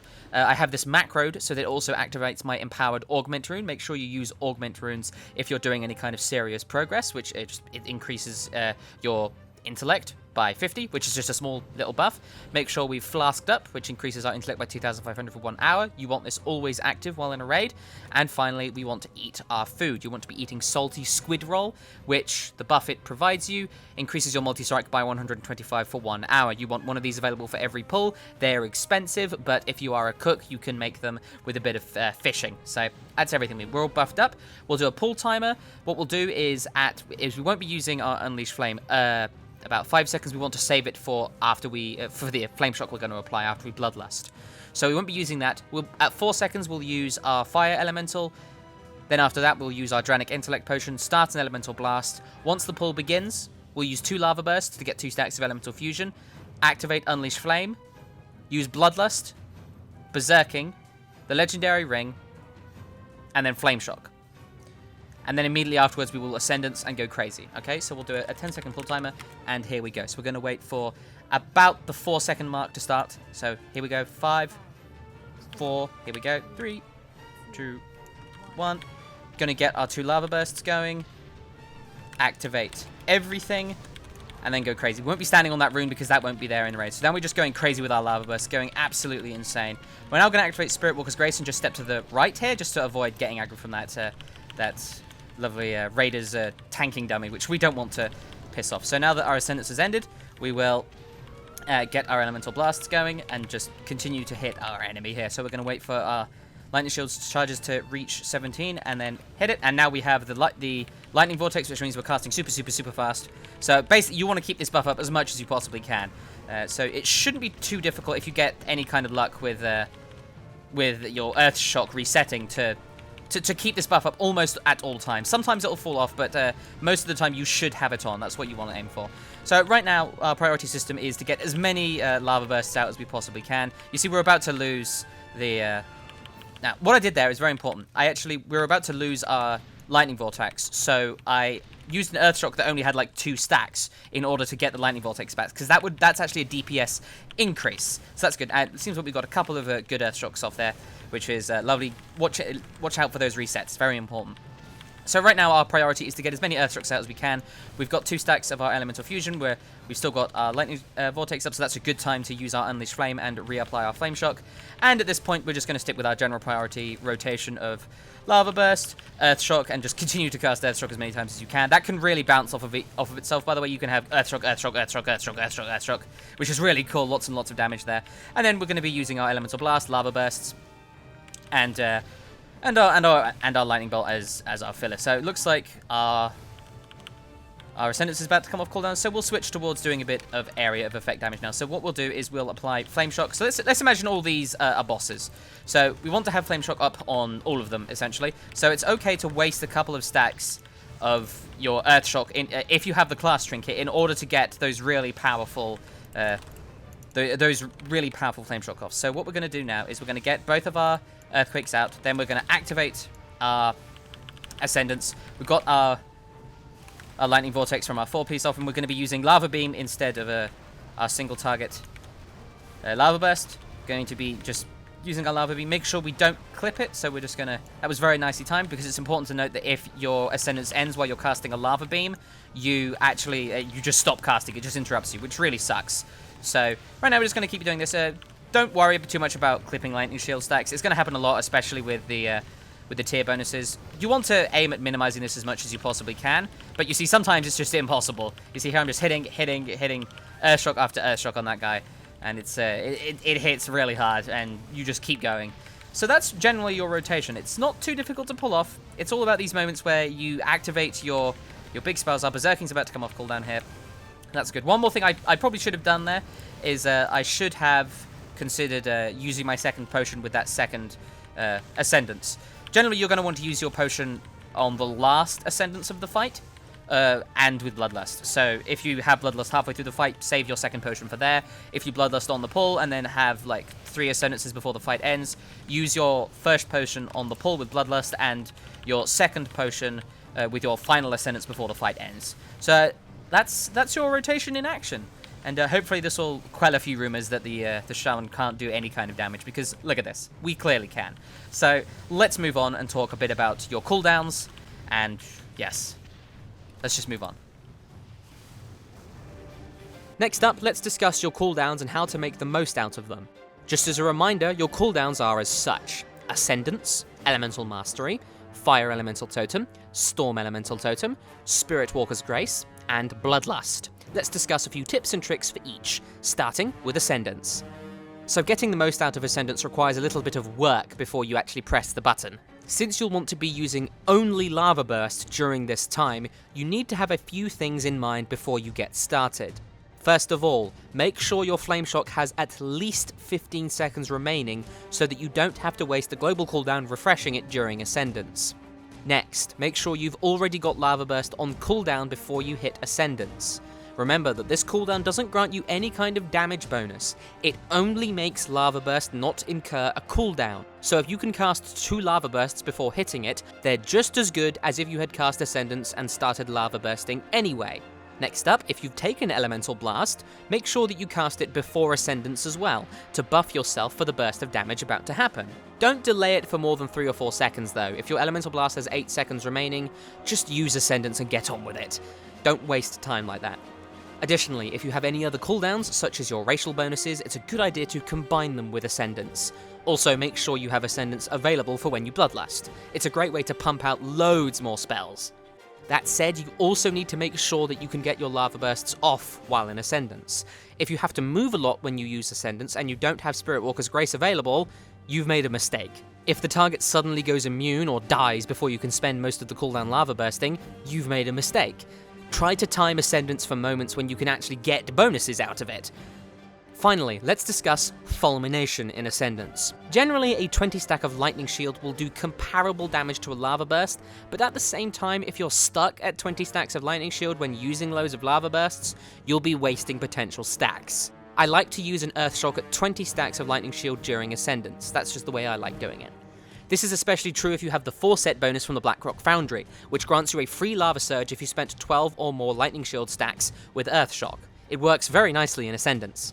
Next up, Elemental Mastery. This spell is great for using in burst situations, such as when Gorfiend casts Feast of Souls and takes his 100% extra damage. You'll want to time the fight and figure out how you can cast the spell the most, while also having it available for moments it needs to be cast, such as the aforementioned Gorfiend phase. This requires a bit of mathematics, but you can pretty easily play it by ear.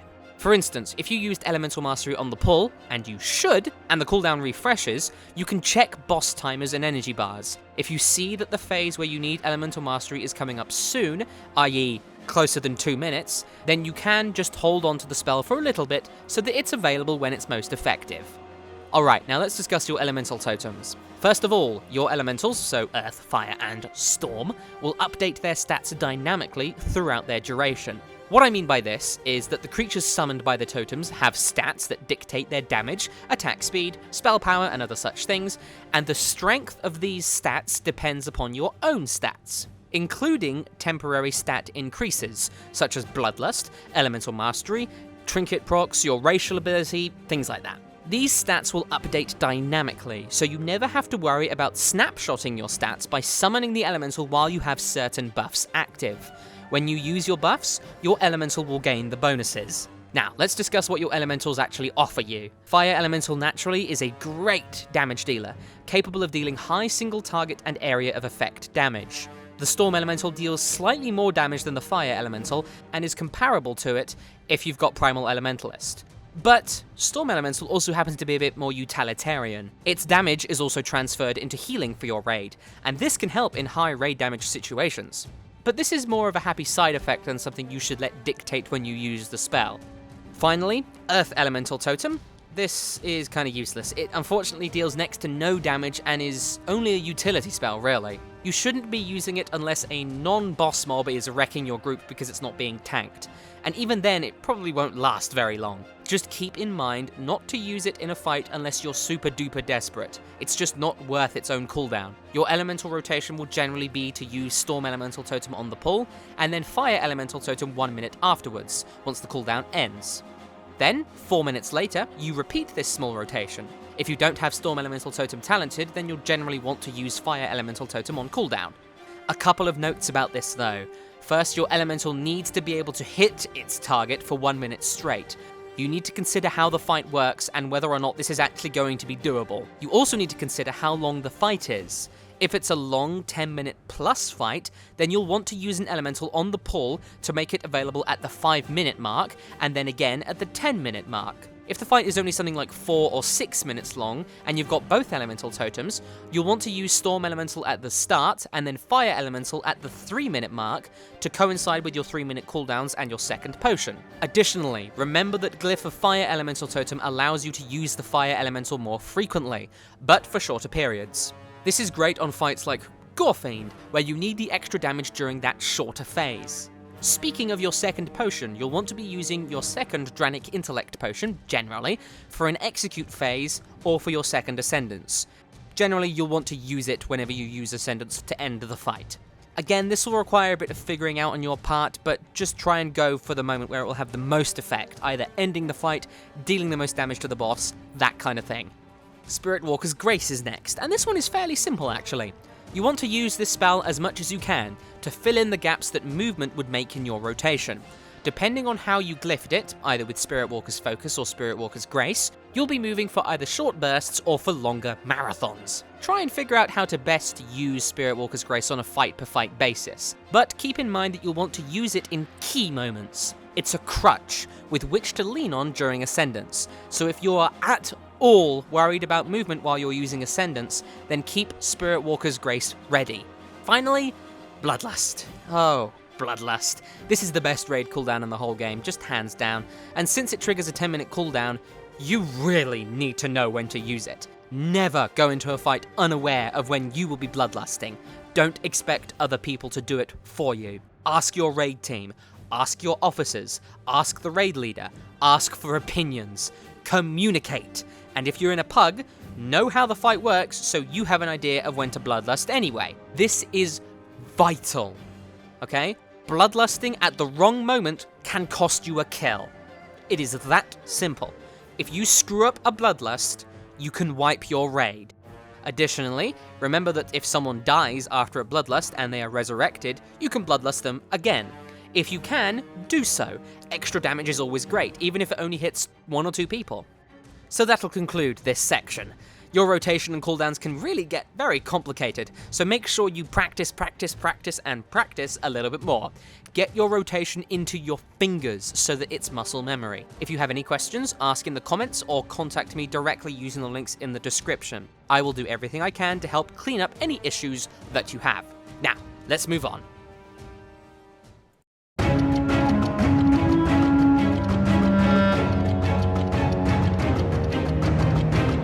Okay, let's discuss some useful macros and add-ons. These aren't 100% necessary for mastering your shaman, but they are, in my opinion, incredibly helpful. And if you want to really push yourself to do better, I would suggest you take a look at these. So, macros. I only have a couple of these, but they can actually be pretty helpful. First of all, an Ascendance macro. This casts Ascendance and all of your cooldowns that stack with it. Blood Rage, Berserking, and Spiritwalker's Grace. I don't personally use this macro, as I like to control when I use my various cooldowns, but this can be very helpful if you just want to get Ascendance out there with your Spiritwalker's Grace and just start lava bursting some faces off. Next, a helpful little Wind Shear macro. This stops whatever you're casting and casts Wind Shear instead. This can be very helpful in an oh crap moment where you really need to get an interrupt out. Finally, a Cleanse Spirit Mouseover macro. This casts Cleanse Spirit on the target of your Mouseover, meaning that you can dispel a curse on a friendly target without untargeting your enemy. This just cleans things up nicely. As you can see, that's it. I don't really have many macros, and the rest of them out there are all just part of add-ons, but the few that I do have that I've made for myself are very helpful in their own ways. If you want to make your own macros and learn more about them, you can find a link to my video on macros on screen now, or by using the link in the description. If you click on screen now, don't worry, it'll open in a new tab and won't close this video. Next up, add-ons. There are some incredibly useful add-ons out there, and there are a few that I would really recommend. First of all, get yourself a boss mod. Either deadly boss mods or bigwigs. Either one of these will give you timers and alerts for bosses, and they'll help you figure out what's going on in a fight. What's going to happen, where it's going to happen, when it's going to happen. It's practically mandatory to have an add-on like this in a raiding guild, and it helps regardless of what difficulty you're doing. So grab one, okay? Next up, weak auras. This is the most powerful add-on ever made, in my opinion. If you only ever download one add-on, make it weak auras. In a nutshell, this add-on lets you create timers, icons, effects, and animations on your screen for, well, anything. I'm serious. You can track buffs and debuffs, cooldowns, internal cooldown stacks, procs, boss abilities. You can make your own UI using only weak auras. I'm serious. That's how powerful it is. It is insanely helpful for presenting information. But it has one rather obvious downside in that it's extremely complicated. Fortunately, I have created a guide for it. You can click the link on screen now or use the link in the description to open the video. Again, if you click on screen, it won't close this video, it'll open in a separate tab. Additionally, if you want to import my weak auras into your user interface, you can find a link in the description that will take you to a paste bin page with all of my weak aura import strings in it. Just copy and paste the import string of numbers and letters into the weak auras import box, and you'll get my weak auras to use, customize, and play around with.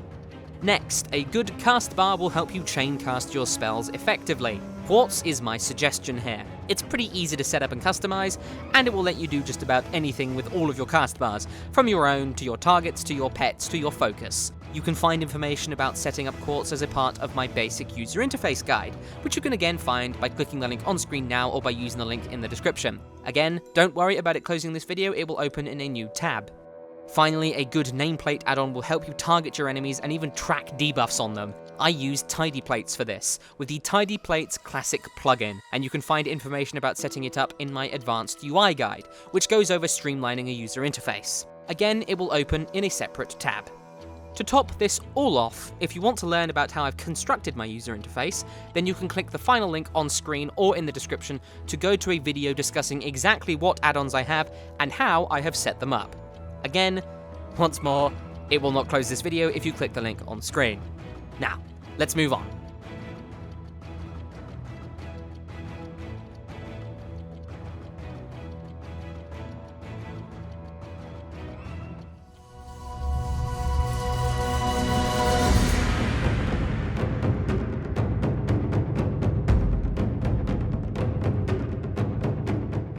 Alright, now let's discuss a few things that you can do to improve your damage per second regardless of what your class is. This will be focused towards casters, but these are some general pieces of advice for you to think about regardless of what kind of caster you are. First of all, know your ABC. This is a pretty simple concept that happens to be vitally important to your success. A, B, C. Always be casting. Pretty simple. As a ranged damage dealer, you rely on casting spells to be useful. Unlike melee damage dealers, you don't have the safety net of auto attacks constantly hitting your enemies. If you're not casting a spell, you are essentially wasted space. Find things to do. Always be casting something. It doesn't matter what that something is. If you have nothing to attack, prepare to deal damage by refreshing your Searing Totem using an Unleashed Flame, or even putting down an Earthquake if you know you'll not be getting an Enhanced Chain Lightning buff anytime soon. Even then, prepare for healing your allies by using Healing Stream Totem and Healing Rain. Use Healing Surge to top people off. Never be doing nothing. Next, never stop casting a spell to begin casting another, regardless of the difference between the spells. There is only one exception to this rule, and that's when you accidentally start casting an Earthquake, thinking that you had the buff, and you don't. This is common when you Chain Lightning 2 enemies and the third is either a little bit too far away, or it dies right before your Chain Lightning hits. In all other circumstances though, never stop casting one spell to start casting another. If you get a Lava Surge and you've just started casting Lightning Bolt, finish the Lightning Bolt before using Lava Burst. The only time that it's acceptable to stop a cast is when encounter mechanics demand that you do so. Stop casting to move out of enemy mechanics, yes, but never step on your own toes by cancelling a spell that's in progress, because it's just wasted time that you'll not get back. Speaking of casting spells, there's a very particular way of increasing your damage by spamming your keybinds. Naturally, you should bind your keys. As a damage dealer, it is imperative that you cast your spells quickly, one after another, and keybinds are the absolute best way to do this. You can check out my keybinding guide by clicking the link on screen now or using the link in the description. Once again, clicking the link on screen won't close this video, it will open the video in another tab. Now, you should be spamming your keybindings as much as you can in order to minimize the gap between one spell finishing and another beginning. There's a natural gap here because of reaction time. If you see a spell finish and then start casting the next, your reaction time has added to the gap between the two spells, and another gap because of latency. So, by spamming your spells, you'll remove reaction time entirely, because you're constantly trying to cast your next spell, and you minimize lag, because you're constantly inputting the command to cast the next spell, and when you can cast your next spell, you're already inputting the command, so it will begin casting immediately. Next up, think ahead. This links with spamming your spells to reduce the gap between one spell finishing and another beginning, and knowing what you're doing in the future is incredibly important for this. I generally try to know what I'm going to be doing in the next 5 to 6 seconds, or the next 3 to 4 spellcasts.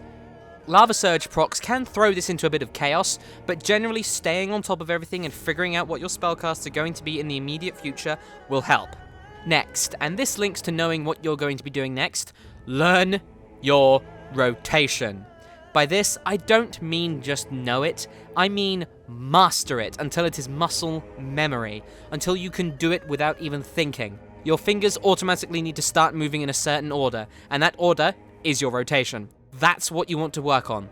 The only way to do this is practice. I can't teach you muscle memory, so spend lots of time on training dummies out in the world or doing 5-man normals or heroics, in order to master your rotation so that it's muscle memory. Additionally, make sure you consider how your rotation applies to the mechanics of whatever fight you're in. For instance, if you're fighting Gorefiend, it's important to note how your rotation and cooldowns mesh with being pulled into his stomach, and more importantly, how they mesh with his Feast of Souls phase, where he takes extra damage. So those are a few pieces of advice for you that I've come up with. But let's hear some more from members of Legacy Reborn, a mythic guild of extremely skilled players. I asked them if they had any advice for ranged damage dealers.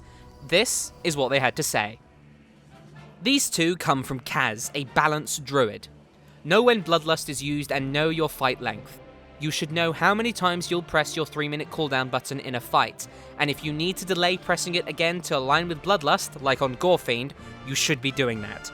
There's also no such thing as a small DPS boost.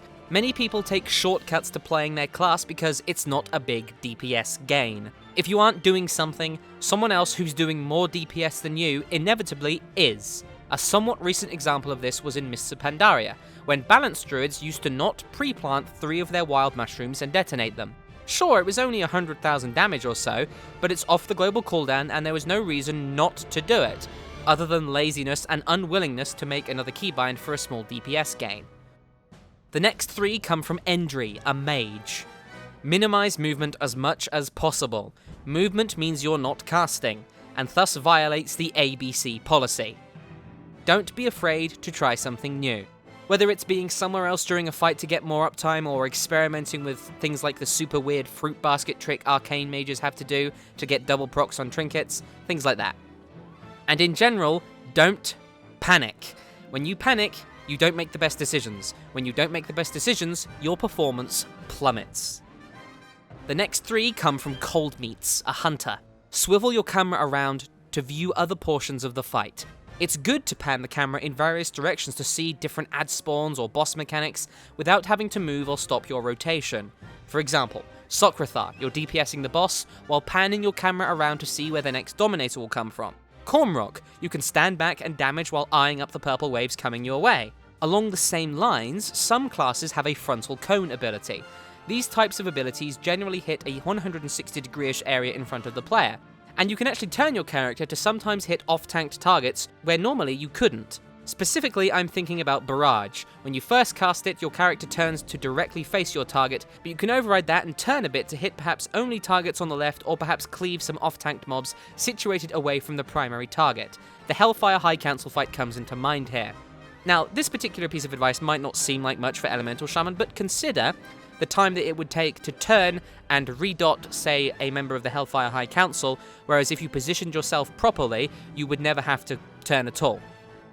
Know your spell max ranges. This is particularly helpful pulling trash. Hunters and druids can stand far enough back and still use barrage, multi-shot, starfall, etc. without pulling more packs.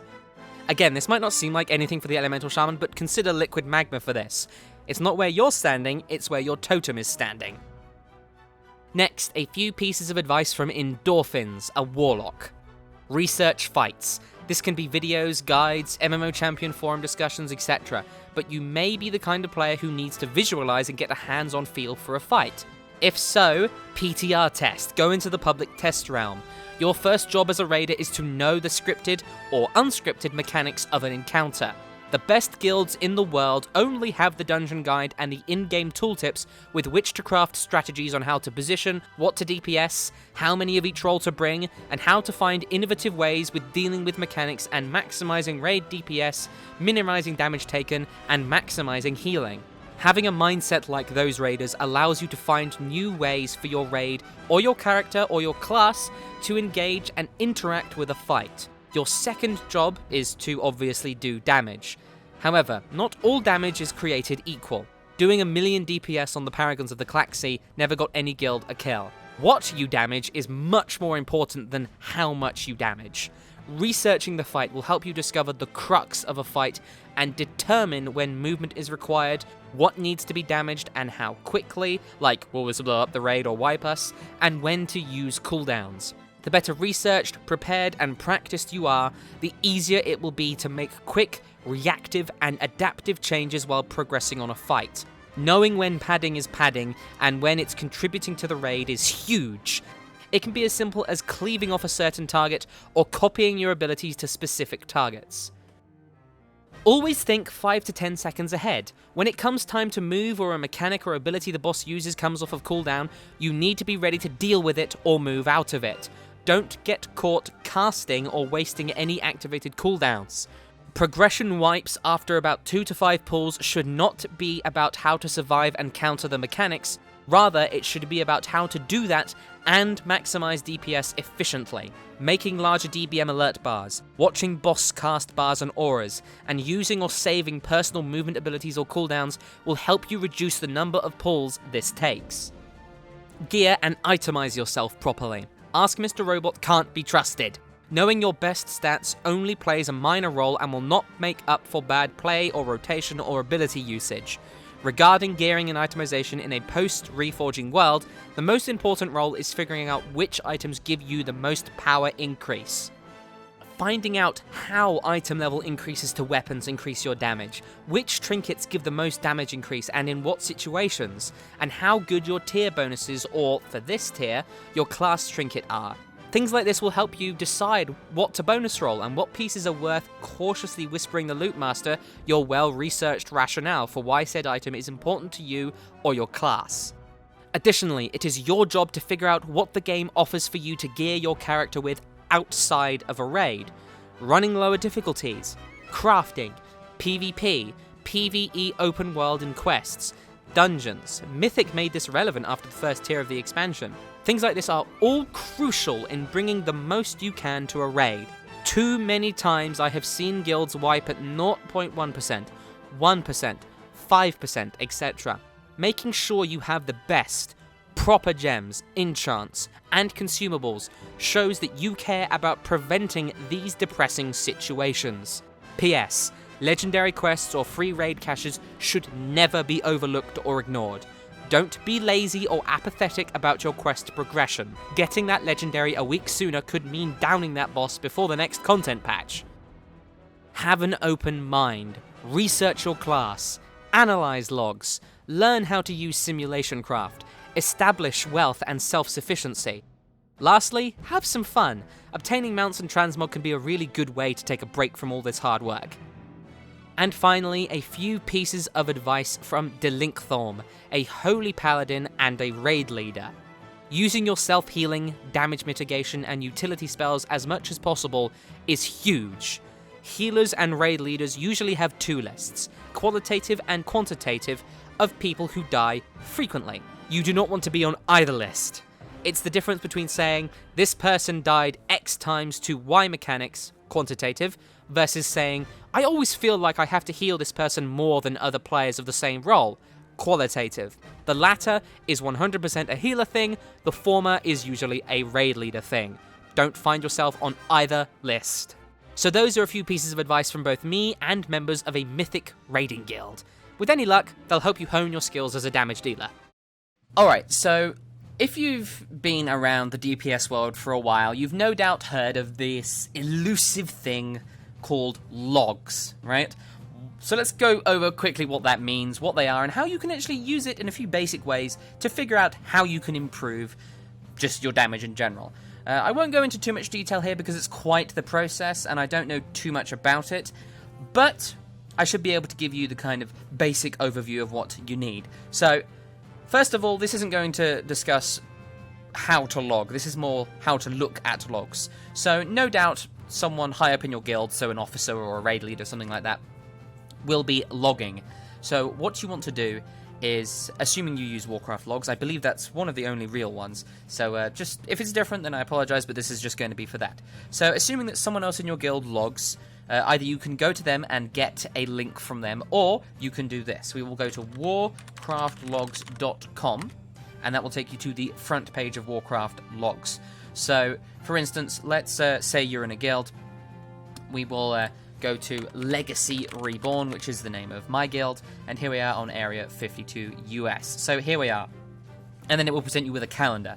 So there is a very particular raid that I want to see. As you can see, we have a fellow called Cynite, who does most of the logging, and also Delinkthorm, the raid leader, who we just previously discussed. He also does a bit of logging as well. So what I'm looking for, I believe, is the 16th. What you can do is if you want to find, you know, what bosses you killed without having to, like, go between pages, you just mouse over it, and after a moment it will fetch the fight. So for this one we killed Fel Lord Zakuun heroic, Manoroth heroic, wiped a lot on both of them, and then spent a lot of time wiping on Archimonde. But that's not what I want to look at. Let's have a look instead at this one. You see, we've got all of these different heroic bosses to choose between. But this is also from last month, quite a long time ago, which means that comparing it with someone now would skew the results because of gear, the legendary ring, time, and stuff like that. So we want something fairly recent. Recent is always a good idea. So let's have a look at this Thursday raid, the most recent one.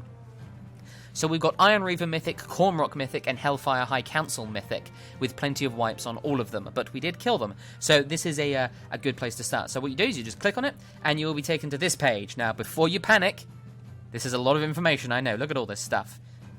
Just don't panic, we'll go over it all. Make sure you take your time with this. Alright, so first of all, we want to look at the fight that we're DPSing on. Now, for 2 fights in this particular raid, I healed. However, for Cormrock, I was a DPSer. So let's go to the Hellfire High Council. You see, you can just hit this drop-down button here, and you can see exactly what we have here. So we've got all this stuff, even trash, all this kind of stuff. However, we want to look at Cormrock with this 1 kill, 11 wipes. Well, I was an Elemental Shaman. Okay, so now we've got a whole bunch of information in front of us. Let's start by ignoring all the stuff up here for now. This table here just shows you the general, just a few general things. So you've got damage done, damage taken, healing done, healing received. So you can see there's a lot of spikes of damage here. This is throughout the overall raid. As you can see, this is during the Bloodlust period here. You just mouse over it and it lets you know. So nice Nice stuff there. So then we go down a little bit here. We can see the raid composition with tanks, DPS, and healers. So we had a Blood Death Knight, a Protection Paladin, 2 Balanced Druids, 3 Marksman Hunters, an Arcane Mage, a Retribution Paladin, 2 Subtlety Rogues, an Elemental Shaman, which is me, an Enhancement Shaman, a Affliction Warlock, a Destruction Warlock, and another Affliction Warlock, a Fury Warrior, I believe that's the Fury symbol, a Mistweaver Monk, a Holy Paladin, and a Restoration Shaman. So now we can see this damage done by source down here. This is basically a damage meter. So you see Psywave, the Enhancement Shaman, did 93,000 DPS, 27 million damage, 9% of the overall raid's damage. Fantastic. So we'll just mouse down here. We can see, here we are down here with 60,000 DPS, 17 million damage, 5.9% of the raid's damage. Not too bad. Not too bad. We're in like the top 10. 1, 2, 3, 4, 5, 6, 7, 8. So we're 8 out of the group. That's not bad at all. Not bad at all. So that's all good. So, but however, that doesn't really tell us too much. So now we've also got healing done, which we don't really need right now. Damage taken by ability. You see his pound did the most damage there by far. And then people dying. So did we die at all? Looks like it didn't register. Oh, yes, we did. We did die here. However, I distinctly remember self-resing myself because I got pinned down by a shadow globule there. But it tells you that, and it will remind you things like that. Okay, so if we want to look at a cool little thing quickly, we can go up here to rankings, which is pretty cool, and we can see how everyone in the guild ranked. Now, this is something that a lot of people will talk about. They'll talk about ranks and logs and things like that, and they'll say all kinds of things like that. So, what we've got here is a bunch of... What we really want is this damage rankings by spec. Now, you get a percentile based upon how well you do. So, for instance, Psywave, who is a fantastic player, was 30th Enhancement Shaman in the world. Pretty damn good. Me down here, I was 219th Elemental Shaman. Not very good. I need to work on that. So he was in the 91st percentile. That's good. This is all the purple stuff. That's good. And then you see it goes into the blue here, which is a little bit worse, and then the green, which is bad, and then the grey, which is very bad. So, but that's still not a big deal. That still doesn't tell us how we can improve. What we want to do is we want to go back to Analyze, and we want to go to our own name here. So we'll click ourselves here, and that will take us to our own page. So now we get a big old graph and a whole bunch of this big spreadsheet here that tells us our sources of damage. So we've got Lava Burst did the most damage here with 3.83 million. I cast it 65 times. It hit 64 times. So at one point I must have made a mistake with an immunity perhaps, or maybe when I cast it something died, maybe near the end of the fight. Average hit was for just under 60k. I crit 100% of the time because of course I did, and I multi-struck 64% of the time. Fantastic. So we've also got the Earthquake here, the Flame Shock, which shows the instant damage here and the tick damage. And we've got how many times I cast it. 5 times, 5-minute fight. Makes sense because I have the class trinket. How many times I hit with it, the average damage, and how much I crit, multi-strike. And this is also very important here, the uptime. How often during the fight I actually, had the debuff on the boss, right? So I probably had a couple of seconds where it wasn't on the boss. That's not too much of a big deal. Okay, so now we've got all this information here. What we want now is we want to go to Warcraft logs again. Not Warcraft logs, Warcraft logs. Okay, fantastic. And now we are going to go to zones up here in the top left. Go to Hellfire Citadel. Go down to Cormrock and hit that. Okay, so now we've got this big old list. As we can see here, Warlocks seem to be doing very well. So what we've got is, you want to check quickly here. We want to go with damage, player damage rankings. Cormrock, Mythic. You can also go with Heroic, Normal, or LFR. We want Mythic for this particular one. By all classes, here we go. This is what we want. We want to go down to Shaman and then Elemental. Okay, so let's compare ourselves with the top Elemental Shaman, who is Voska from the guild Honesty. Now, his item level was 722, which is about 10 more than me, but that doesn't matter too much. He dealt 88,549 DPS. Very good. So now we'll click on him, and we will get the exact same page. Well, mostly the exact same page.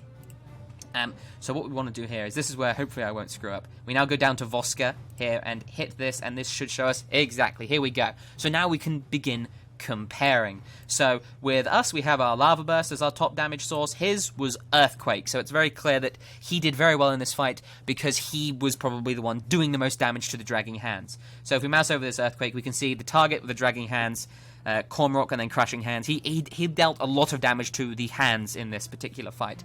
Okay, so let's compare our Lava Bursts to his. So, I cast Lava Burst 65 times.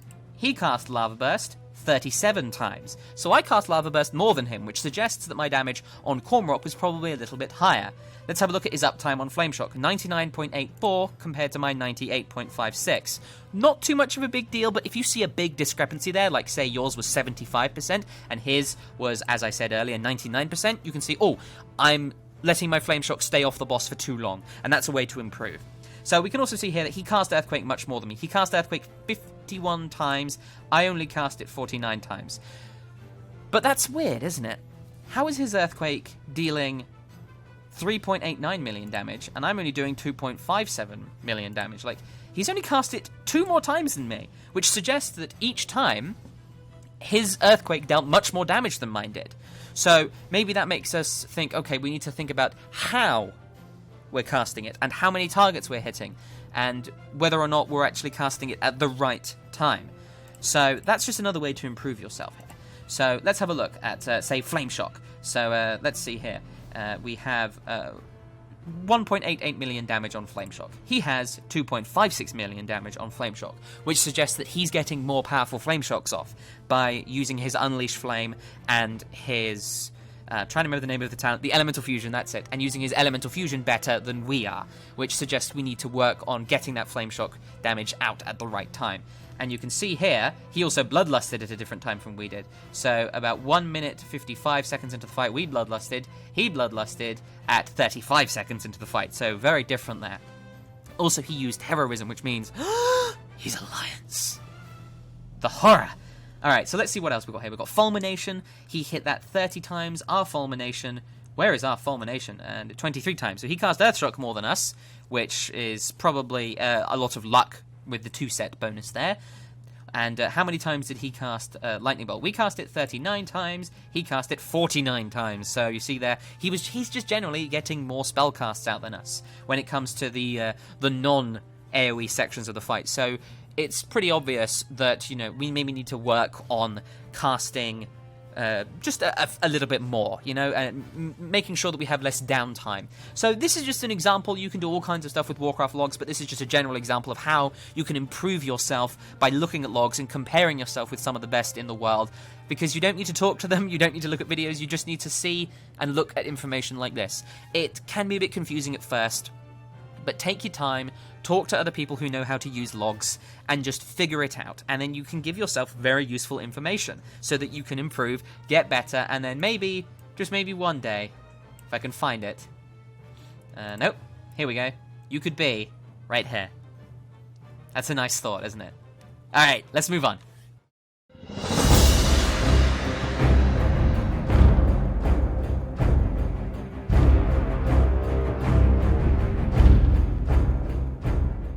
Now, let's speak of some advanced stuff. This is for Shaman who understand their class and who may want to squeeze a bit more out of it. Over my time as a Shaman, I've discovered, either by myself, from guides, live streams, or articles about Shaman, many little things you can do to help be more awesome.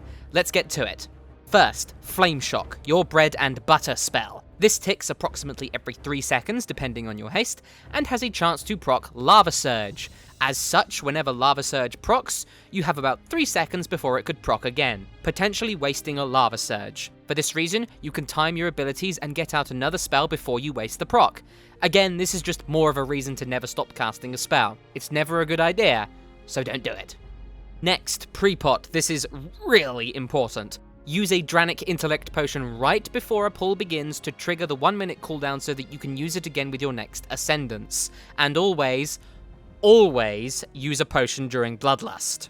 Come to every raid with flasks and potions galore, enough for 2 potions per pull. Every bit of damage counts.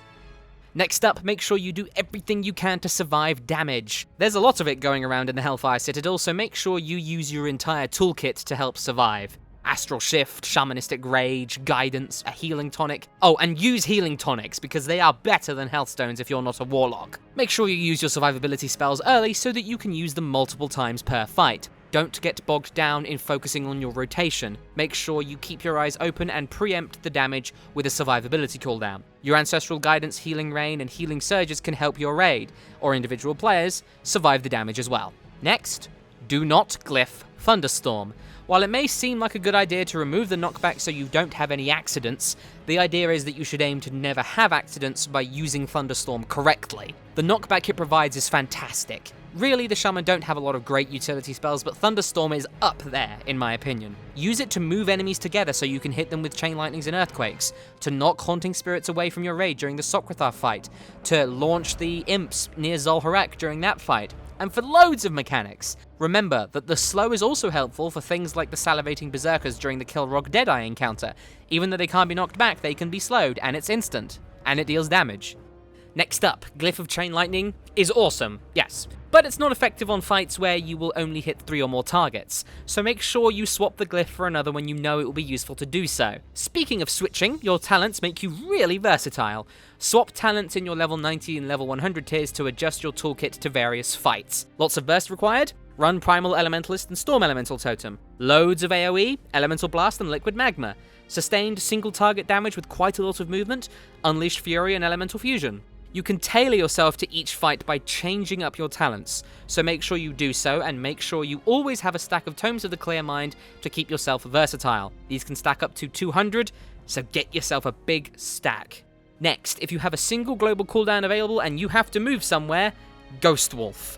It's an awesome spell for movement, and make sure you put it on a great key binding so you can weave in and out of it on the fly. You may not be the first to any particular place, but you will never be last, and you will always be there in time. Additionally, if you have 2 global cooldowns with which to move, Ghost Wolf and then Unleash Flame to go even faster. Just remember that if you do this, it will be a small gap in your rotation, so make sure you weigh up that.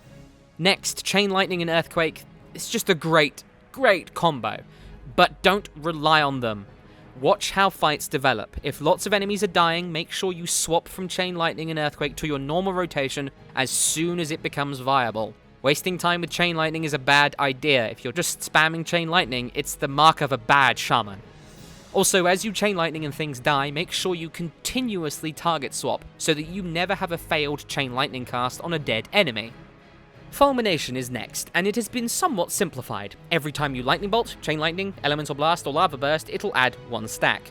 Potentially, due to multi-strikes, it can add 2 to 4, so be prepared for your Lightning Shield stacks to jump up. Again, this is why 17 is a good number to aim for. Liquid Magma. Be careful how you use this, because it can and will break CC by firing bolts directly at the CC'd enemies. I'm not talking about the explosion hitting them if they're nearby. I'm talking the Liquid Magma will shoot them. It has a 40-yard range, just like the Searing Totem, and generally CC'd enemies will be further away than active ones, so put your Searing Totem behind you. If you're about 10 yards away from your enemies, put your Searing Totem about 35 yards behind you, if you can. This way, the Magma Globs will hit enemies you want it to hit, but the CC'd enemies will be too far away for the Liquid Magma to be effective. And your Searing Totem will still be able to shoot at its target. Go too far, and both the Searing Totem and the Liquid Magma will become useless, which is embarrassing. So make sure you place it very, very, very carefully. Practice makes perfect here. Next, consider Ascendance's duration whenever you're using it to do AoE damage. When the duration ends, you'll retain the ability to cast Lava Burst, but not to cast Lava Beam. If you're halfway through a Lava Beam when the Ascendance ends, you will be interrupted. This can be a really big loss to DPS if you mistime it, so make sure you track your Ascendance duration so this doesn't happen to you. Now let's discuss tier bonuses, starting with tier 17 from the Blackrock Foundry. Your 2-set bonus causes each stack of Lightning Shield consumed by Fulmination to increase your multi-strike damage by 1% for 10 seconds. There's nothing you can really do to take advantage of this, just note that it's a nice bonus.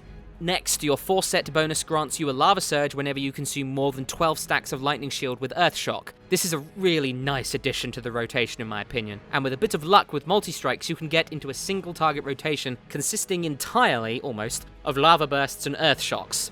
Also note that you can use the Earthshock and Guaranteed Lava Surge to keep your rotation going while on the move. Now for your tier 18 bonuses. Your 2-set bonus grants your Earthshock a 45% chance to not consume any Lightning Shield charges and to have its cooldown instantly reset. This means that when you're doing your single target rotation and you use Earthshock, the best course of action would be to just hit Earthshock again. You'll know the cooldown will be reset because your Lightning Shield charges won't go anywhere, and the spell will likely light up on your action bars as well, considering the high stacks of Lightning Shield you'll be on. A weak aura will help a lot with this. Mine tells me when I have 12 or more stacks, and so when I use Earthshock, that weak aura goes away. If I Earthshock and it doesn't go away, I know the cooldown has been reset thanks to the 2-set bonus. Additionally, this may shore up our AoE rotation as well. Since we generate Lightning Shield charges super fast, if you get a reset while AoEing, it may very well be worth hitting the Earthshock again, assuming your Earthquake remains on cooldown, because Earthquake remains your highest damage dealing spell for AoE. What this does for our final tier of talents is interesting too. With Earthshock benefiting from Elemental Fusion, if you were running the talent and Earthshocked with 2 stacks of Elemental Fusion, then it got reset, the time it would take to get out 2 lava bursts, even with Echo of the Elements, would be comparative to waiting for the cooldown to end. In this situation, the only thing you would get out of it are the bonus Lightning Shield stacks. As such, I'd say this 2-set bonus slightly weakens Elemental Fusion, but if you also have the class trinket, the bonus from that is more than enough to make up for this. Moving on to the 4-set bonus. For every 24 Lightning Shield charges you consume, so 2 Earthshocks essentially, your total spell haste is increased by 20% for 15 seconds. Every 3 seconds, this effect diminishes. This is essentially a shorter, weaker Bloodlust on yourself for 15 seconds. You'll want to track the buff Gathering Vortex, and maintain it as much as you can. Looking at a top log for a Mythic Elemental Shaman, they have an uptime of 87%, so try to aim to have it up almost all of the time. In practice, this doesn't really change your rotation, but refreshing the duration before entering Ascendance might help for the first few seconds of it. Remember that since you're using Earthshock at 20 stacks during Ascendance, the duration is refreshed regardless. Now let's discuss your class trinket. This drops from Archimonde and is called Core of the Primal Elements.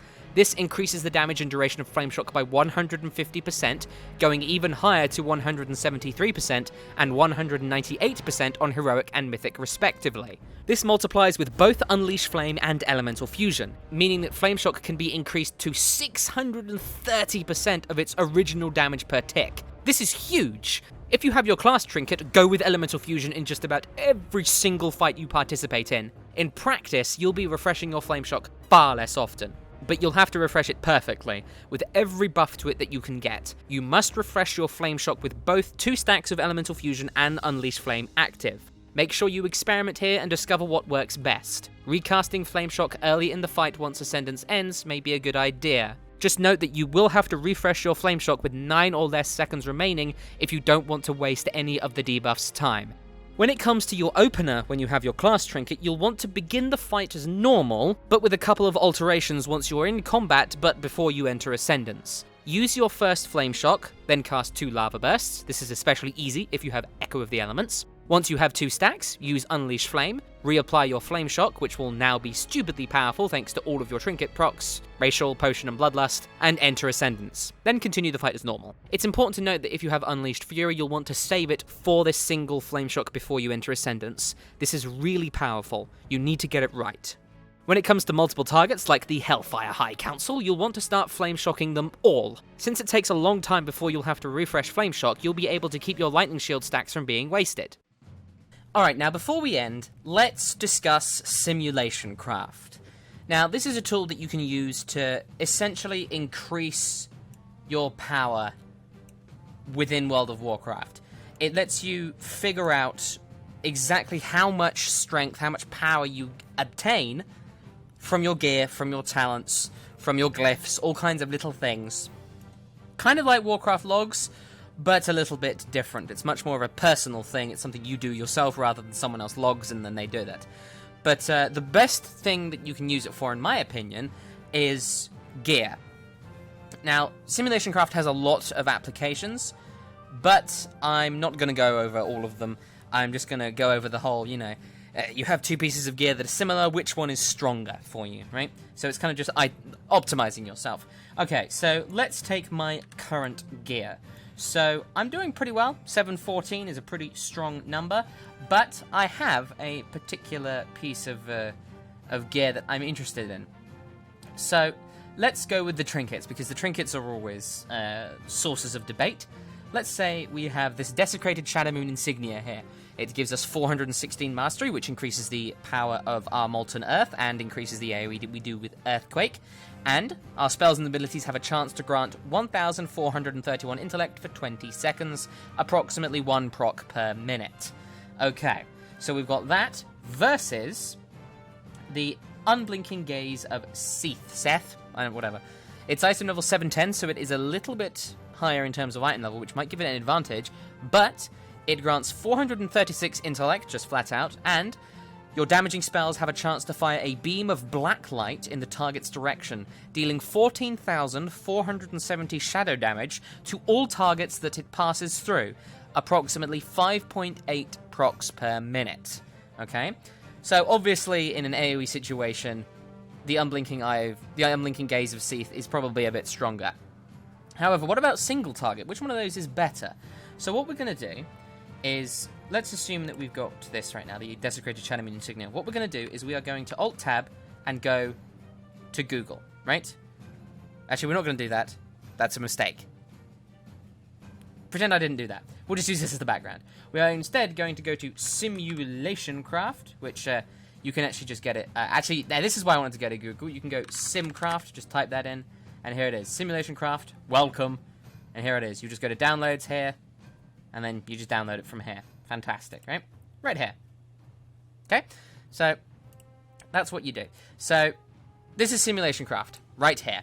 So, this is what you'll see when you pop up, when it pops up and you see it. So here we go. So we have all these tabs at the top. Don't worry about any of this stuff here or any of this stuff down here. We just want to look at these tabs. So first of all, we're going to go to Import. Bam!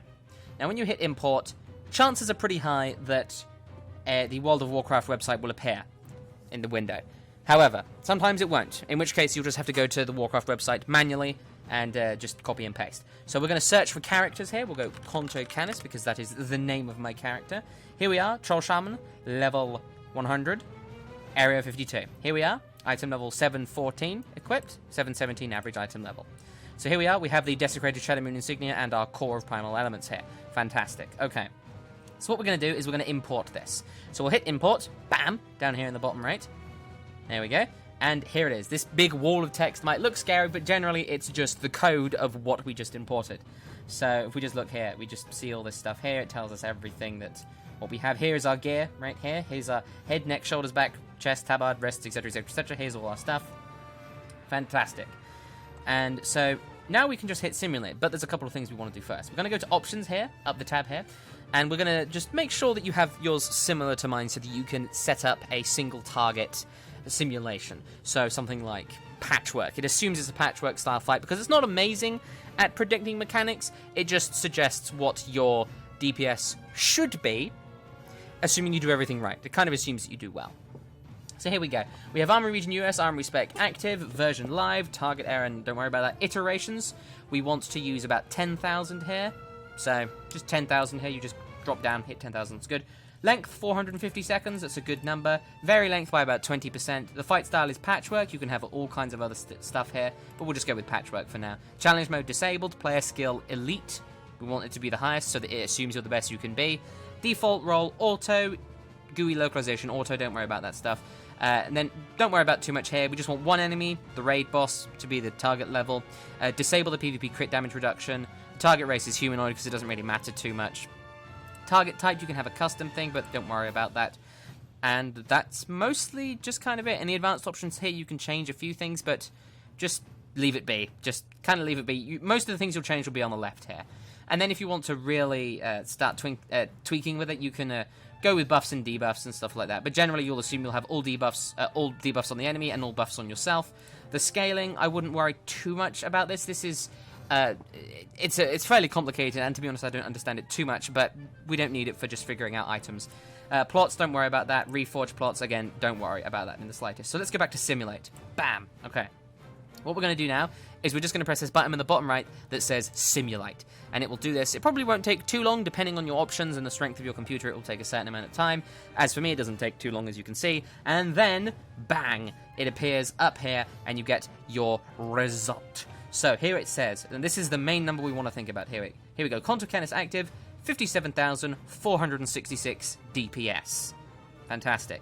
and that is with our Desecrated Shadow Moon insignia.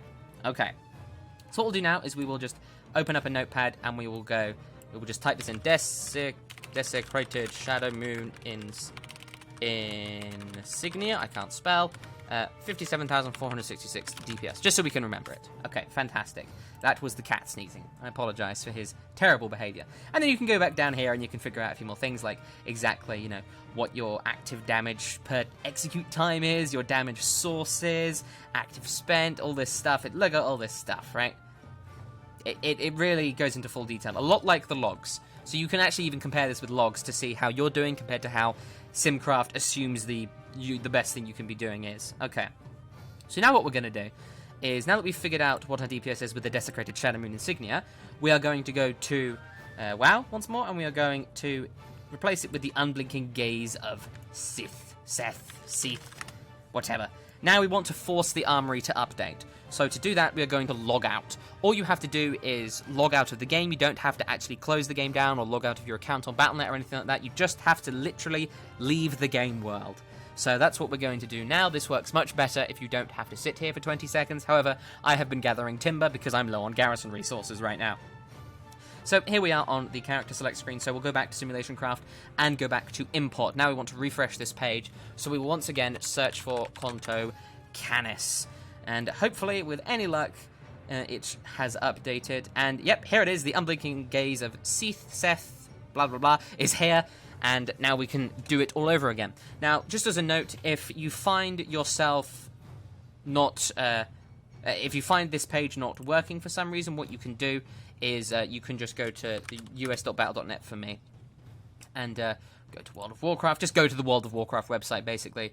And then you can just search Ego Conto Canis. Here it is right here. And then here it is. And you can just copy and paste this down into here. Right? And then that should do it for you. But right now we don't need to do that because it's working nicely for us. So here we have the Unblinking Gaze of Seth. And we will import it, and hopefully that will do it. Yep, there we go. And we'll just scroll down to the bottom here to make sure everything's in order. So we have Trinket 2, Unblinking Gaze of Seth. There we go. Fantastic. So now we will simulate and see what our number is. Because remember, we are trying to beat 57,466. And here we have 58,241. So with the Unblinking Gaze of what you calls it, we have 58,241 DPS. So clearly, this one is better. So that pretty conclusively tells us that we want to be using the Unblinking Gaze of Seth as opposed to the Desecrated Shadow Moon insignia for single target situations. So that should deal with most of your gearing needs. As I mentioned in the DPS section, Ask Mr. Robot can't always be trusted because it's a very generalized thing. It's not so much for... for you individually, it's much more for lots and lots of people for the entire class, whereas Simulation Craft lets you simulate your character exactly in the build and the gear that you have, and of course you can change your talents and everything like that to see how it affects your gear and all that stuff. You can go into a lot of detail, but generally that should let you know which pieces of gear are better for you when you want to compare them. So that will conclude this little section about Simulation Craft. And of course, there'll be a link in the description with a link to the website. Let's move on. Now, to wrap things up, let's discuss your main goal as an Elemental Shaman. Think about it. It's not to be a damage dealer, nor an off healer, or anything like that. It's to be a raider. Your goal is to help your raid succeed. It is vitally important that, especially during progress, you don't whore the damage meters with Chain Lightning and Earthquake. Think about how your damage can best be applied, and what else you can do to help the group or raid succeed. Your vast toolkit of utilitarian spells will set you apart from other shaman, and using your toolkit to deal damage and heal simultaneously while dealing with mechanics, bloodlusting at the right time, offering advice for strategies, and helping the raid succeed, that will help you secure your raid spot. We're not the strongest damage dealer right now, no, but that will not stop us from doing as well as we can, from being more than just a pure damage dealer, and just from generally being awesome. The people that disagree with this, the people that believe that damage meters are everything, the people that think your toolkit is weak, they are one of three things: ignorant, stupid, or just assholes. Do your best to prove them wrong. Use your spells masterfully. Learn the intricacies of the class. Be friendly, responsible, and awesome. never give in to despair, and show the naysayers just what the Master of Elements can do. But all of that said, there is one last piece of advice to give. The most important piece. Enjoy yourself. This is a game, after all. Master it if you can, but always, always enjoy yourself. Surround yourself with people you want to play with, who will listen to your terrible jokes, who will chat and laugh with you throughout the evening, who will bring you along to raids, because really, at the end of the day, they don't want to bring your shaman. They want to bring you. That's it for this guide. I hope you enjoyed it and you found it helpful. If you have any thoughts, questions, comments, suggestions, or feedback, you can contact me using the links in the description, or you can just leave a comment. Thank you very much for watching, and I wish you the best of luck as the Master of the Elements. Also, you might want to consider getting a resto spec. Just saying.